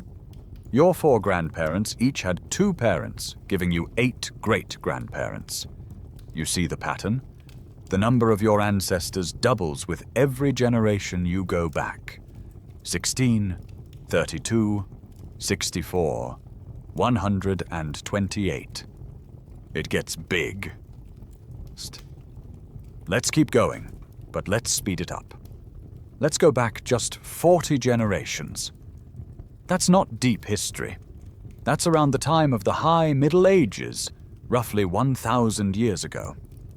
If you continue doubling the number 40 times, the number of individual ancestral slots in your family tree for that generation comes out to a little over 1 trillion. That's 1 trillion great-great-great-grandparents. Now, pause and think about that number. 1 trillion. The historical fact is that the total population of the entire world 1,000 years ago was only about 300 million people. You have 1 trillion ancestral parking spots in your 13th century family tree, but there were only 300 million people on the planet to fill them. How is that possible? This is where your neat branching family tree collapses into a tangled, interconnected family web. The only way the math works is if the same people are appearing in your family tree over and over again, in different spots. Your great-great-great-grandmother on your father's side might also be your great-great-great-great-aunt on your mother's side. Your ancestors were marrying their own distant, and sometimes not so distant, cousins, not because they were strange, but because for most of human history, people lived in the same small villages, bourgs, and married into the same small pool of families. This phenomenon has a wonderfully quirky name: pedigree collapse. Once you understand this, the scale of your true ancestry comes into focus. The scientific evidence for this comes from mathematical models of population genetics, which show that if you go back far enough, everyone is related to everyone else multiple times over. It's a statistical certainty. If you are of European descent, for example, it is a near mathematical certainty that the Holy Roman Emperor Charlemagne, who lived 1,200 years ago, appears somewhere in your family web. Not only does he appear, but he likely appears thousands of times over through different lines of his many descendants. Now, let's apply this avalanche logic back to the time of our two main characters. We're not going back 40 generations anymore. We're going back 10,000 generations to the world of 200,000 years ago. The number of your ancestral slots for that generation is a number so large it's meaningless, a 1 followed by 3,000 zeros. Even with pedigree collapse, the implication is staggering. The number of your individual ancestors who were alive in Eve's generation wasn't 1. It wasn't 2. It was thousands, perhaps tens of thousands of people.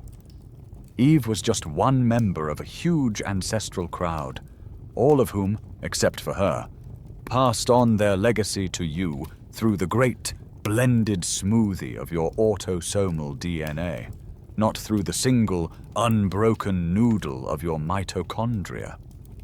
Genealogists and population geneticists still debate the exact timing of the identical ancestors point, a theoretical moment in the past, perhaps just a few thousand years ago, where all people on Earth today shared the exact same set of ancestors. But the conclusion is the same. Your family tree is not a tree at all.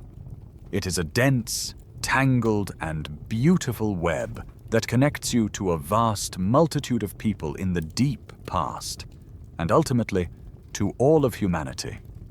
That avalanche of ancestors, that trillion-strong crowd from just 1,000 years ago, should completely reframe how you think about your connection to the past. And it brings us to the most important corrective in this entire story.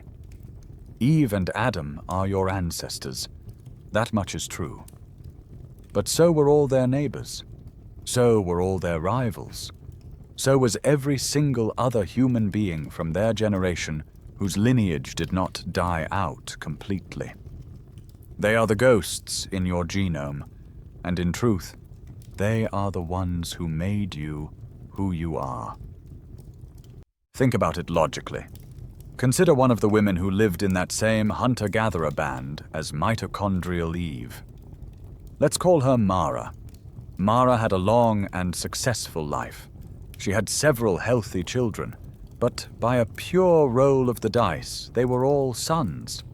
When she died, her mitochondrial DNA, that special maternally inherited message, died with her. Her story, from an mtDNA perspective, was a dead end. But was her legacy erased? Absolutely not.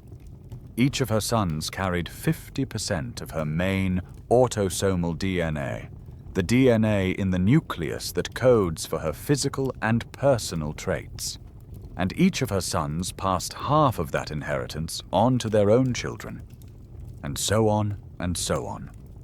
Her genes, for her sharp eyes, her quick laugh, her resilient immune system, were passed down shuffled and redealt through the generations, a river of inheritance that flowed right alongside Eve's, eventually pouring into the great reservoir of your own genome. Mara is just as much your ancestor as Eve is. You just can't trace her with that one specific, unbroken mitochondrial noodle. The same is true on the paternal side. For every man like Y-chromosomal Adam, whose paternal line was an unbroken chain of sons, there were thousands of other men who had only daughters. Let's call one of them Arun. When Arun had a daughter, his Y chromosome, that special paternal tag, hit a dead end. His daughter didn't inherit it, but she did inherit his X chromosome and half of his autosomal DNA, and she passed that on to her children. Arun's legacy is alive and well inside you too. His genes are part of the reason for your height, the texture of your hair, perhaps even a predisposition for a certain talent or temperament. He is your ancestor in every meaningful way. You just can't track him with that single lonely Y chromosome. This is the great, beautiful truth of your genetic inheritance. Eve and Adam are just the two individuals, out of a crowd of thousands of your direct ancestors from that era, who won a very specific and very strange genetic lottery. Their prize was not that they got to be your only ancestors, but that they got to be your only traceable ones using these two particular methods. Think of your genome as a high-performance car. Your mitochondrial DNA and your Y chromosome are like the VIN number stamped on the chassis. They are the serial numbers. They are incredibly useful for identifying the car, for tracing it back to the specific factory and the exact date it was built. But the VIN number doesn't power the car. It doesn't give the car its speed, its handling, or the color of its paint. The engine, the transmission, the leather on the seats, the design of the headlights, all the things that actually make the car what it is, come from the rest of the blueprint. Your personality, your talents, your appearance, your vulnerabilities. These all come from the vast, blended, and beautifully chaotic inheritance you received from the thousands of other ghosts in your genome. The historical fact that allowed us to see this bigger picture was the development of large-scale autosomal DNA testing, which became widely available to the public in the late 2000s. For the first time, companies could analyze hundreds of thousands of markers across your entire genome, not just those two single threads. The scientific evidence from this testing is what allows for those ethnicity estimates you see on ancestry sites, which paint your chromosomes as a beautiful mosaic of fragments inherited from dozens of different ancestral populations. Geneticists still debate the best statistical models for accurately assigning these fragments to specific ancient groups, as populations have always been mixing and moving. It's a quirky and fascinating challenge. These companies are essentially trying to unscramble a 10,000 generation old smoothie back into its original ingredients, a task that is as much an art as it is a science. Eve and Adam gave you your serial numbers, but the ancestral crowd gave you your soul. We've seen how your family tree isn't a tree, but a tangled web, an ancestral avalanche that makes you a descendant of thousands of people from Eve's time. This understanding completely reshapes our idea of ancestry. But it also lets us ask a new, even more mind-bending question.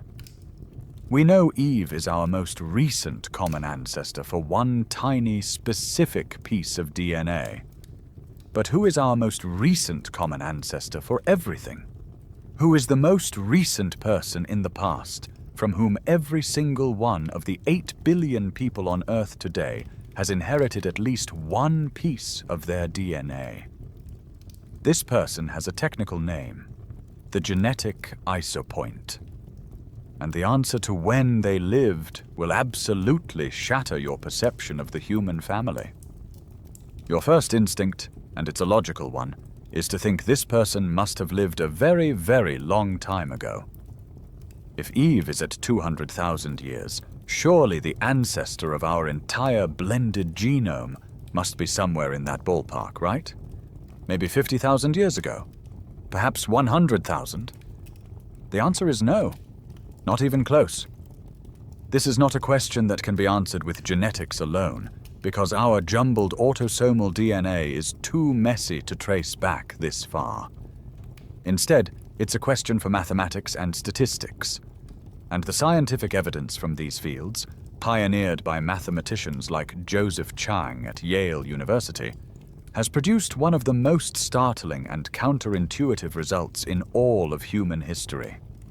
Using sophisticated computer models that simulate human reproduction, migration, and pedigree collapse over thousands of generations, Chang and his colleagues set out to find the date of this genetic isopoint. Their models showed something incredible. The date of our most recent common ancestor for our entire genome is not in the deep, misty past of the Stone Age. It is shockingly, absurdly, almost unbelievably recent. The best estimates suggest this person lived only about 3,400 years ago. Let that sink in for a moment. Someone who was alive around 1,400 BCE, a contemporary of the Egyptian pharaoh Tutankhamun during the New Kingdom, a person who lived during the late Bronze Age, is a direct ancestor of every single person alive on the planet today. From the uncontacted tribes of the Amazon rainforest, to the stockbrokers on Wall Street, to the nomads of the Mongolian steppe. Every one of us carries a fragment of that person's DNA, passed down through the great ancestral web. How is this even possible? It's the same pedigree collapse logic from the last section, but put into hyperdrive. The math is relentless. Human populations, even when they seem isolated, have never been completely sealed off. There has always been a trickle of migration, of trade, of conquest, of people moving between continents and having children. And all it takes is one person from one continent to have a child with someone from another, and their ancestral webs are instantly linked. That link then spreads exponentially. A Roman legionary has a child in North Africa. A Viking trader has a child with a Native American woman in Newfoundland. A merchant on the Silk Road has a child in China. Each of these events is a stitch that pulls the vast, messy tapestry of human ancestry tighter together. The math shows that if you go back far enough, you reach a point where every person in the past is either an ancestor of all 8 billion of us, or their lineage has died out completely, and they are an ancestor of no one. There is no in-between. And that tipping point, the genetic isopoint, happens just a few thousand years ago. It's a quirky and wonderful thought experiment. Try to find the most isolated person on Earth today. Now, trace their ancestry back just 150 generations. The statistical models show that their family web will have merged with your own, and with everyone else's. Statisticians and geneticists still debate the precise date of this isopoint, as it depends heavily on assumptions about historical population sizes and the exact rates of intercontinental migration. But even the most conservative models place it no more than a few thousand years in the past. It is a mathematical certainty. This person, our newest ancestor, was not anyone special. They were likely a farmer or a fisherman, living a quiet life somewhere in Asia, which is thought to have been the population center of the world at the time. They had no idea of their incredible genetic destiny. But because their descendants spread, and their descendants' descendants spread, their genetic legacy has become a universal inheritance for all of humanity. It is the ultimate proof that we are not just a species. We are a single, sprawling, and deeply interconnected family, bound together by threads of kinship that are far shorter and far stronger than any of us ever imagined. For this entire journey, we have been acting as genetic detectives of a very particular kind. We've been tracing two single, pristine threads of evidence, the maternal line of the mitochondria and the paternal line of the Y chromosome, through the vastness of time. It's an incredible technique, one that has given us the very backbone of the human story, the dates of our origin, the map of our first steps out of Africa, and the identities of our two most distant traceable ancestors. But it's a bit like trying to understand the entire epic of war and peace by only reading the first word of every page. You get a sense of the scope, a hint of the plot, but you miss all the characters, all the nuance, all the richness of the actual story. Now, in the 21st century, we no longer have to squint at these two single threads. Thanks to a technological revolution that would have seemed like pure science fiction to the pioneers of the 1980s, we can now open the entire book. We can read the whole story. This is the era of whole genome sequencing. Let's just take a moment to appreciate the sheer scale of this technological leap. Remember the team behind that landmark 1987 Mitochondrial Eve paper?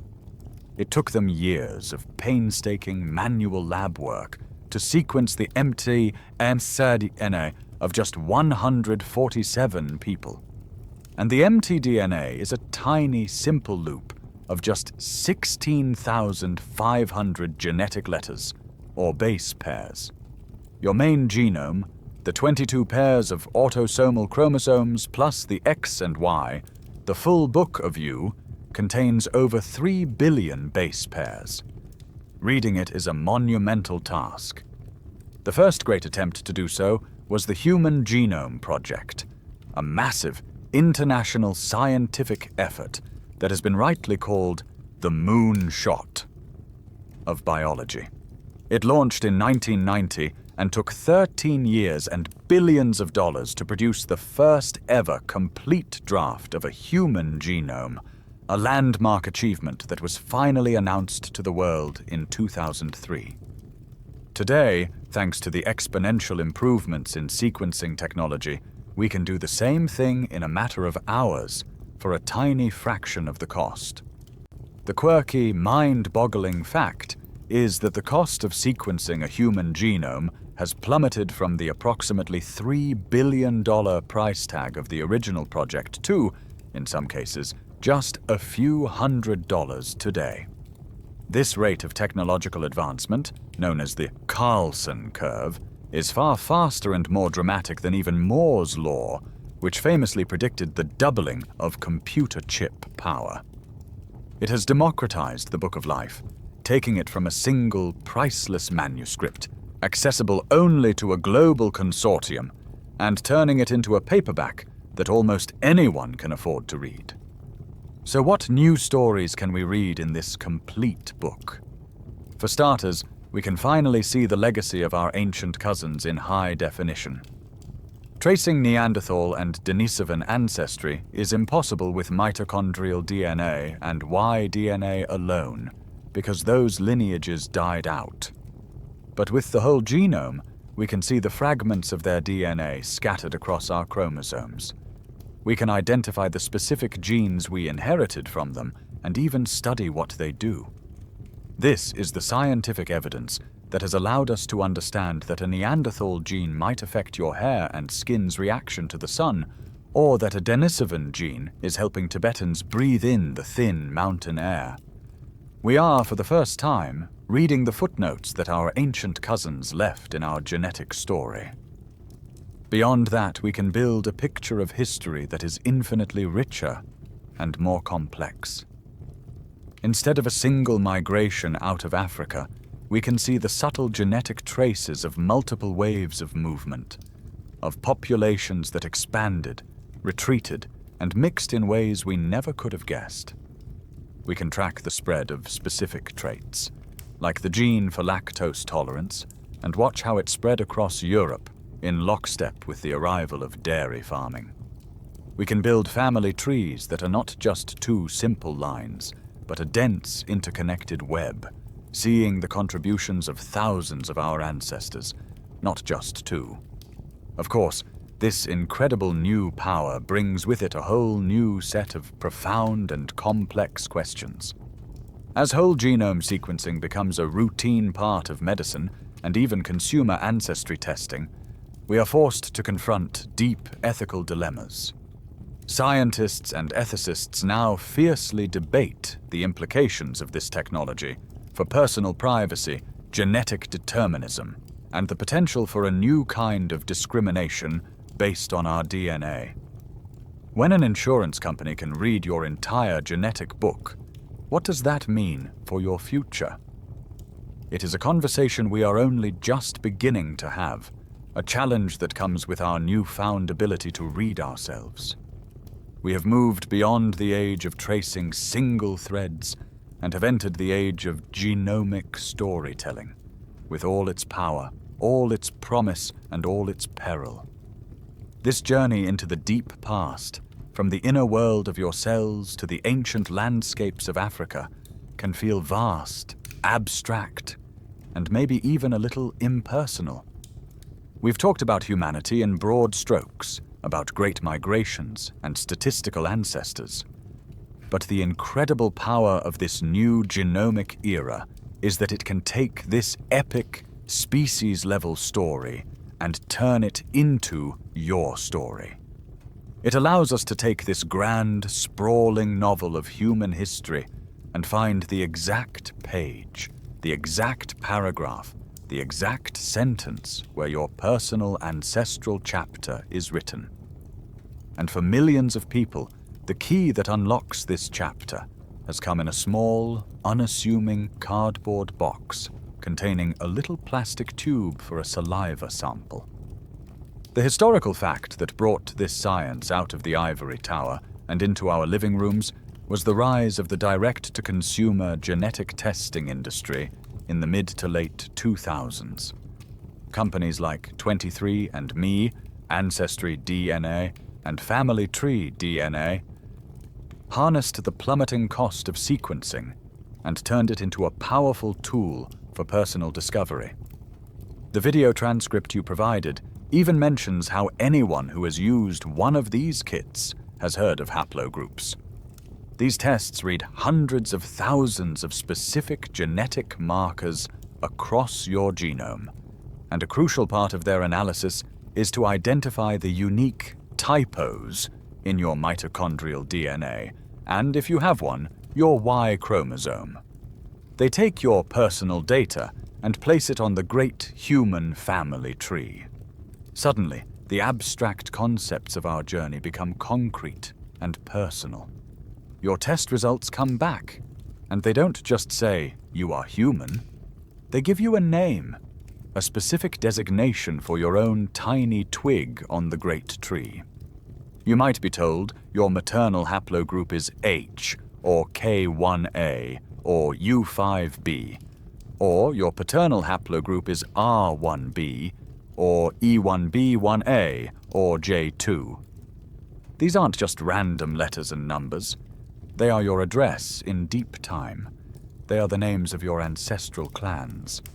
Let's say, for example, that your paternal haplogroup is R1B, one of the most common in Western Europe. What does that actually mean? It means you can trace your own story, step by step, back through the great migrations we've talked about. The scientific evidence for your R1B lineage is a specific identifiable mutation, a single nucleotide polymorphism, or SNP, known as M343. Every man in this haplogroup carries this marker. This marker defines a man who lived about 20,000 years ago, likely in Western Asia, as the glaciers of the last ice age were beginning to retreat. He was part of a group of big game hunters who thrived in the cold, post-glacial environment. His descendants, carrying the R1b marker, then expanded dramatically into Europe, becoming associated with the spread of the Indo-European languages and the beaker culture of the Bronze Age. But we can go deeper. Your R1b branch is just a twig on a larger branch, haplogroup R, defined by an even older marker. And haplogroup R is just one branch of a much larger tree, haplogroup P, which in turn is a branch of the great KM9 superhaplogroup. We can follow this chain of markers, this trail of genetic breadcrumbs, all the way back. And where does it lead? It leads back to haplogroup N, then to haplogroup M, and ultimately it leads back to that single heroic branch that first left Africa, the great L3 clan. Your personal Y chromosome, sitting in your cells right now, is a direct, documentable link to that small band of pioneers who crossed the Red Sea 70,000 years ago. You are carrying the very same paternal thread that they did. It's a quirky and powerful testament to this technology that it has not only illuminated ancient history, but has also solved very recent mysteries.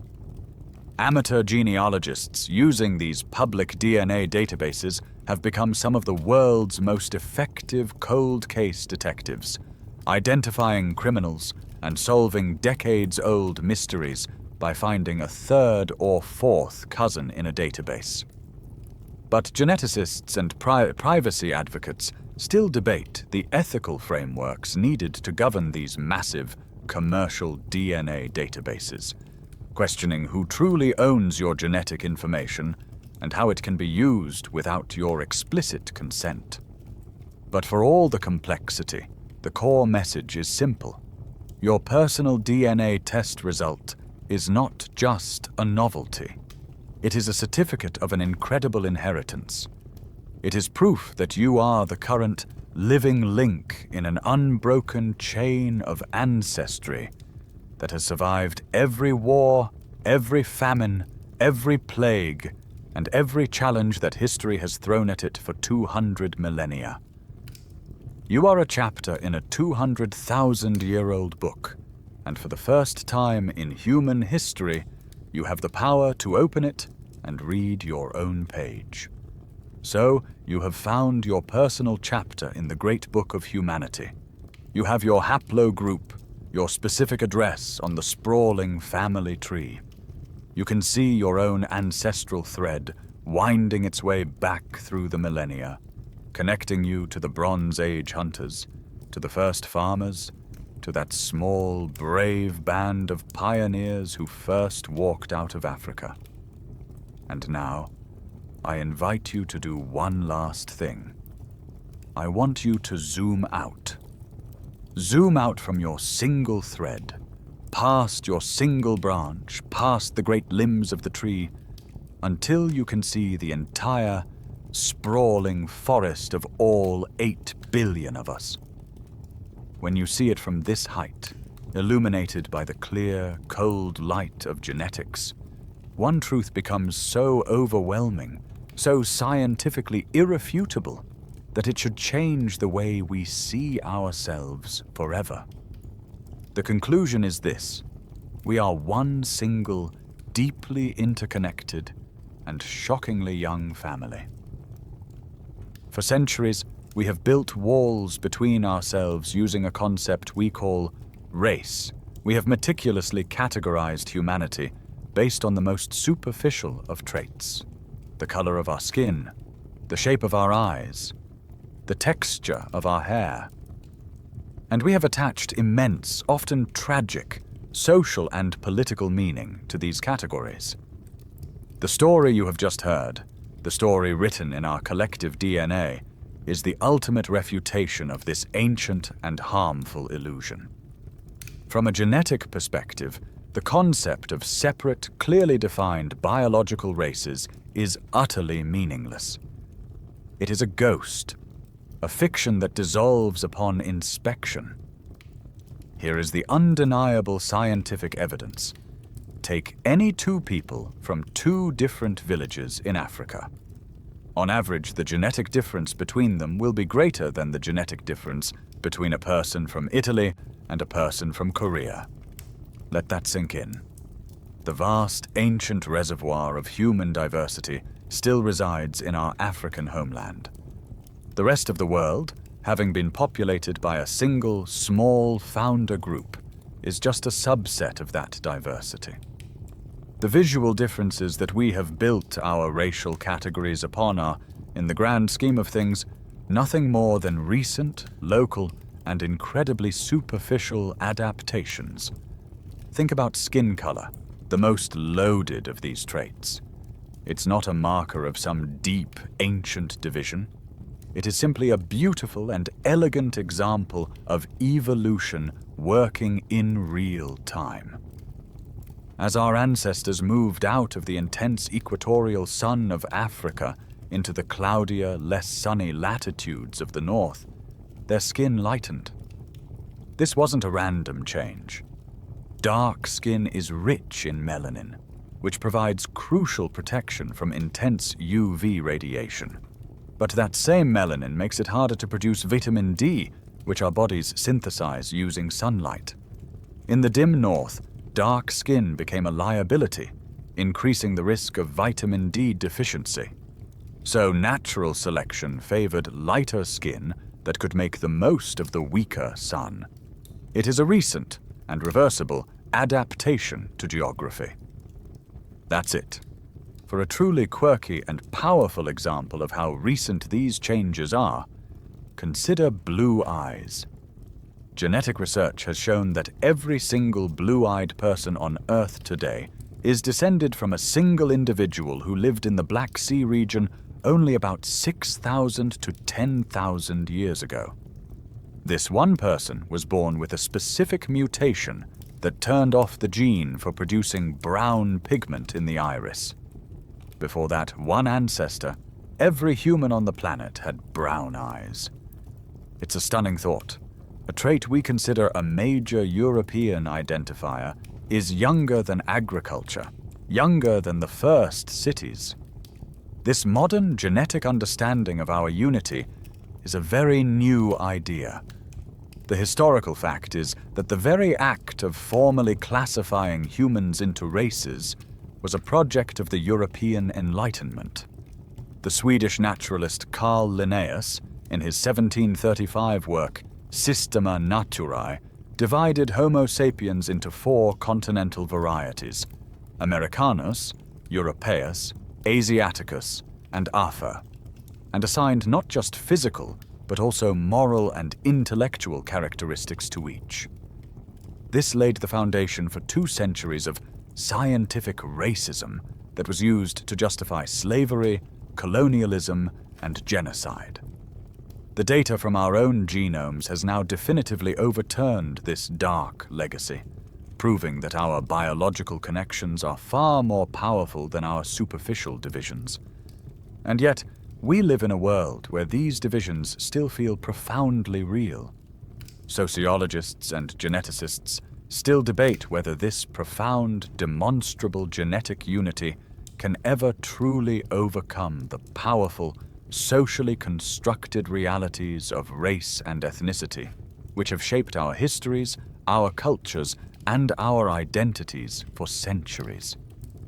Can a scientific fact change a social truth? We don't know the answer, but what we do know is this. The story written in your DNA is a unifying story. It is a narrative of a single origin, a shared journey, and a common destiny.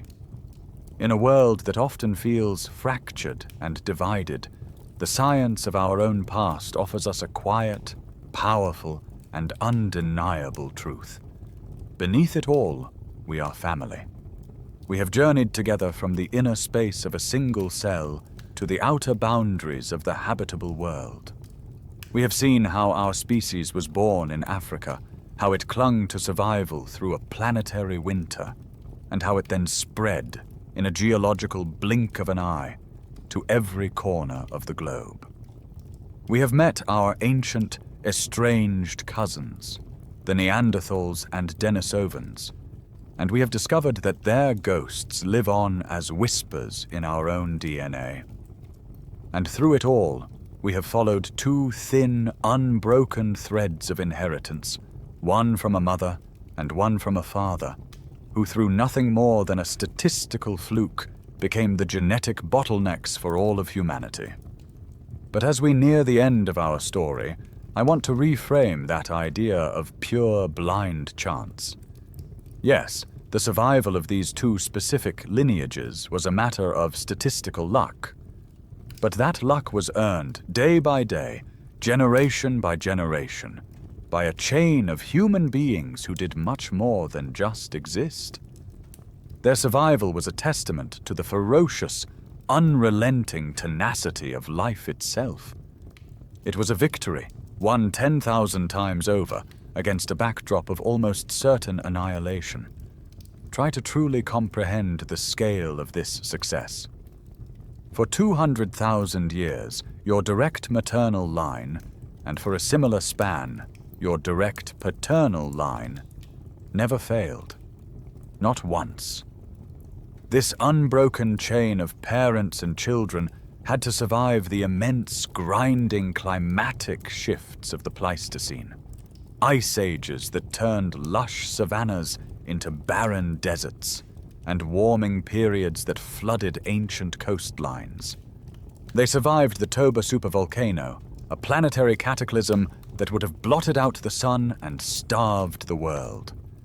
They survived a perilous migration out of their homeland into a world filled with new predators, new diseases, and new challenges. They survived their encounters with other, established human species who had thrived for millennia. And that was just the beginning. The chain held through the invention of agriculture and the rise of the first cities, which brought with them new, terrifying epidemic diseases that scythed through dense populations. It held through the rise and fall of empires, through countless wars and invasions. Your direct European ancestors, for example, survived the Black Death of the 14th century, a plague that killed between 30 and 50% of the entire continent's population, one of the most devastating demographic disasters in human history. The chain held through famines, droughts, floods, and fires. The scientific evidence for these close calls is written in our genomes in the form of population bottlenecks, moments in the past where genetic diversity contracts sharply, indicating that a population was reduced to a very small number of survivors. Our entire out-of-Africa journey is the result of one such bottleneck. And for your lineage to be here now, your specific ancestors had to be on the right side of that genetic squeeze every single time. Historians and geneticists still debate how much of human history has been shaped by these catastrophic, near-extinction events versus more gradual environmental and social pressures. But either way, the path to the present was never safe. It's a quirky and humbling thought that for all our focus on strength and fitness, a huge part of this story is just dumb luck on a grand scale. The survival of your ancestors wasn't always because they were the strongest or the smartest, but sometimes just because their particular cave didn't collapse in an earthquake, or they happened to have a random mutation that gave them a slight resistance to a new virus. The requirement for the chain to continue was brutally simple. In every single one of those 10,000 generations, at least one of your direct ancestors had to live long enough to have a child who also lived long enough to have a child. That's it. That's the entire game. And they never, ever lost. You, sitting here in the quiet of this moment, are the current, living, breathing link in that impossibly long, impossibly lucky, and impossibly resilient chain. You are the accumulated victory of every ancestor who ever drew a breath and fought for one more day. And so we come full circle. Our journey, which has spanned continents and epochs, ends exactly where it began, with you lying here in the quiet of your room. The great sprawling story of humanity, with all its triumphs and tragedies, its incredible migrations, and its quiet moments of survival, is not a tale about some distant, abstract them. It is the story of you, and the proof is humming away, silently inside every cell of your body at this very moment. Let's shrink down one last time, past the veil of your skin, into that bustling cellular metropolis.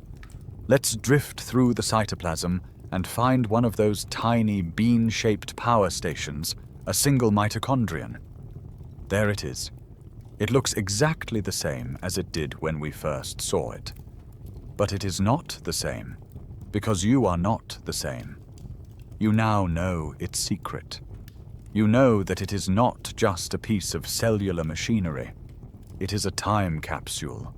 It is a living, breathing relic of a 2-billion-year-old pact that made our complex lives possible. Its very existence is the final, definitive scientific evidence of its ancient bacterial origin. Its tiny, circular loop of DNA, a stark contrast to the long, linear chromosomes safely tucked away in your nucleus. This little organelle is a biological heirloom, the most ancient and precious of all your inheritances, passed down to you through an unbroken chain of mothers that stretches back for 10,000 generations.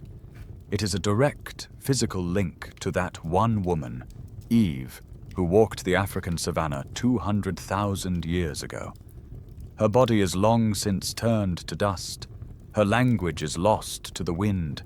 Her name and her stories are gone forever. But this tiny, essential piece of her, this operating manual for her cellular power plants, has survived. It has survived inside her daughter, and her daughter's daughter, and on, carried across the world, sheltered in the bodies of your ancestors as they faced down every imaginable peril, to be finally passed, in a quiet and miraculous moment, to you. It's a quirky and powerful thought that while most of your cells contain only 1 or 2 copies of your main nuclear genome, they can contain thousands of mitochondria. The message from Eve, her specific mtDNA, is not whispered in your body. It is shouted, a chorus of trillions of identical voices, all humming the same ancient song of survival.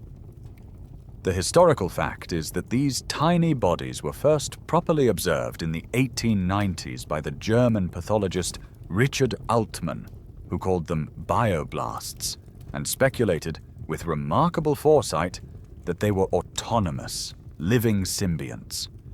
It took another half-century for science to prove him right.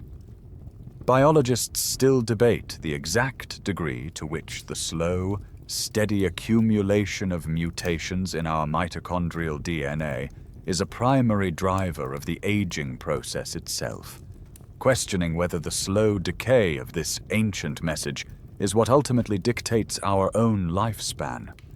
So feel the warmth of your own body. That warmth is the energy being produced right now by these tiny inherited ghosts. It is the heat of your own life, powered by a legacy you now understand. This mitochondrial hum is the quiet, constant whisper of deep time, a reminder that you are not an island, but the culmination of an immense and ancient story. You are the living vessel of a message from the very dawn of our species. And as you lie here now, letting the weight of this story settle, feel the gentle rhythm of your own breathing.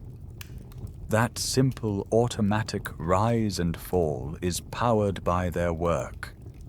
Your heart, beating steadily in your chest, is powered by their tireless energy. The story is no longer outside of you. It is the very force that animates you. The great migrations are over. The struggles of the past have faded into a long, quiet history.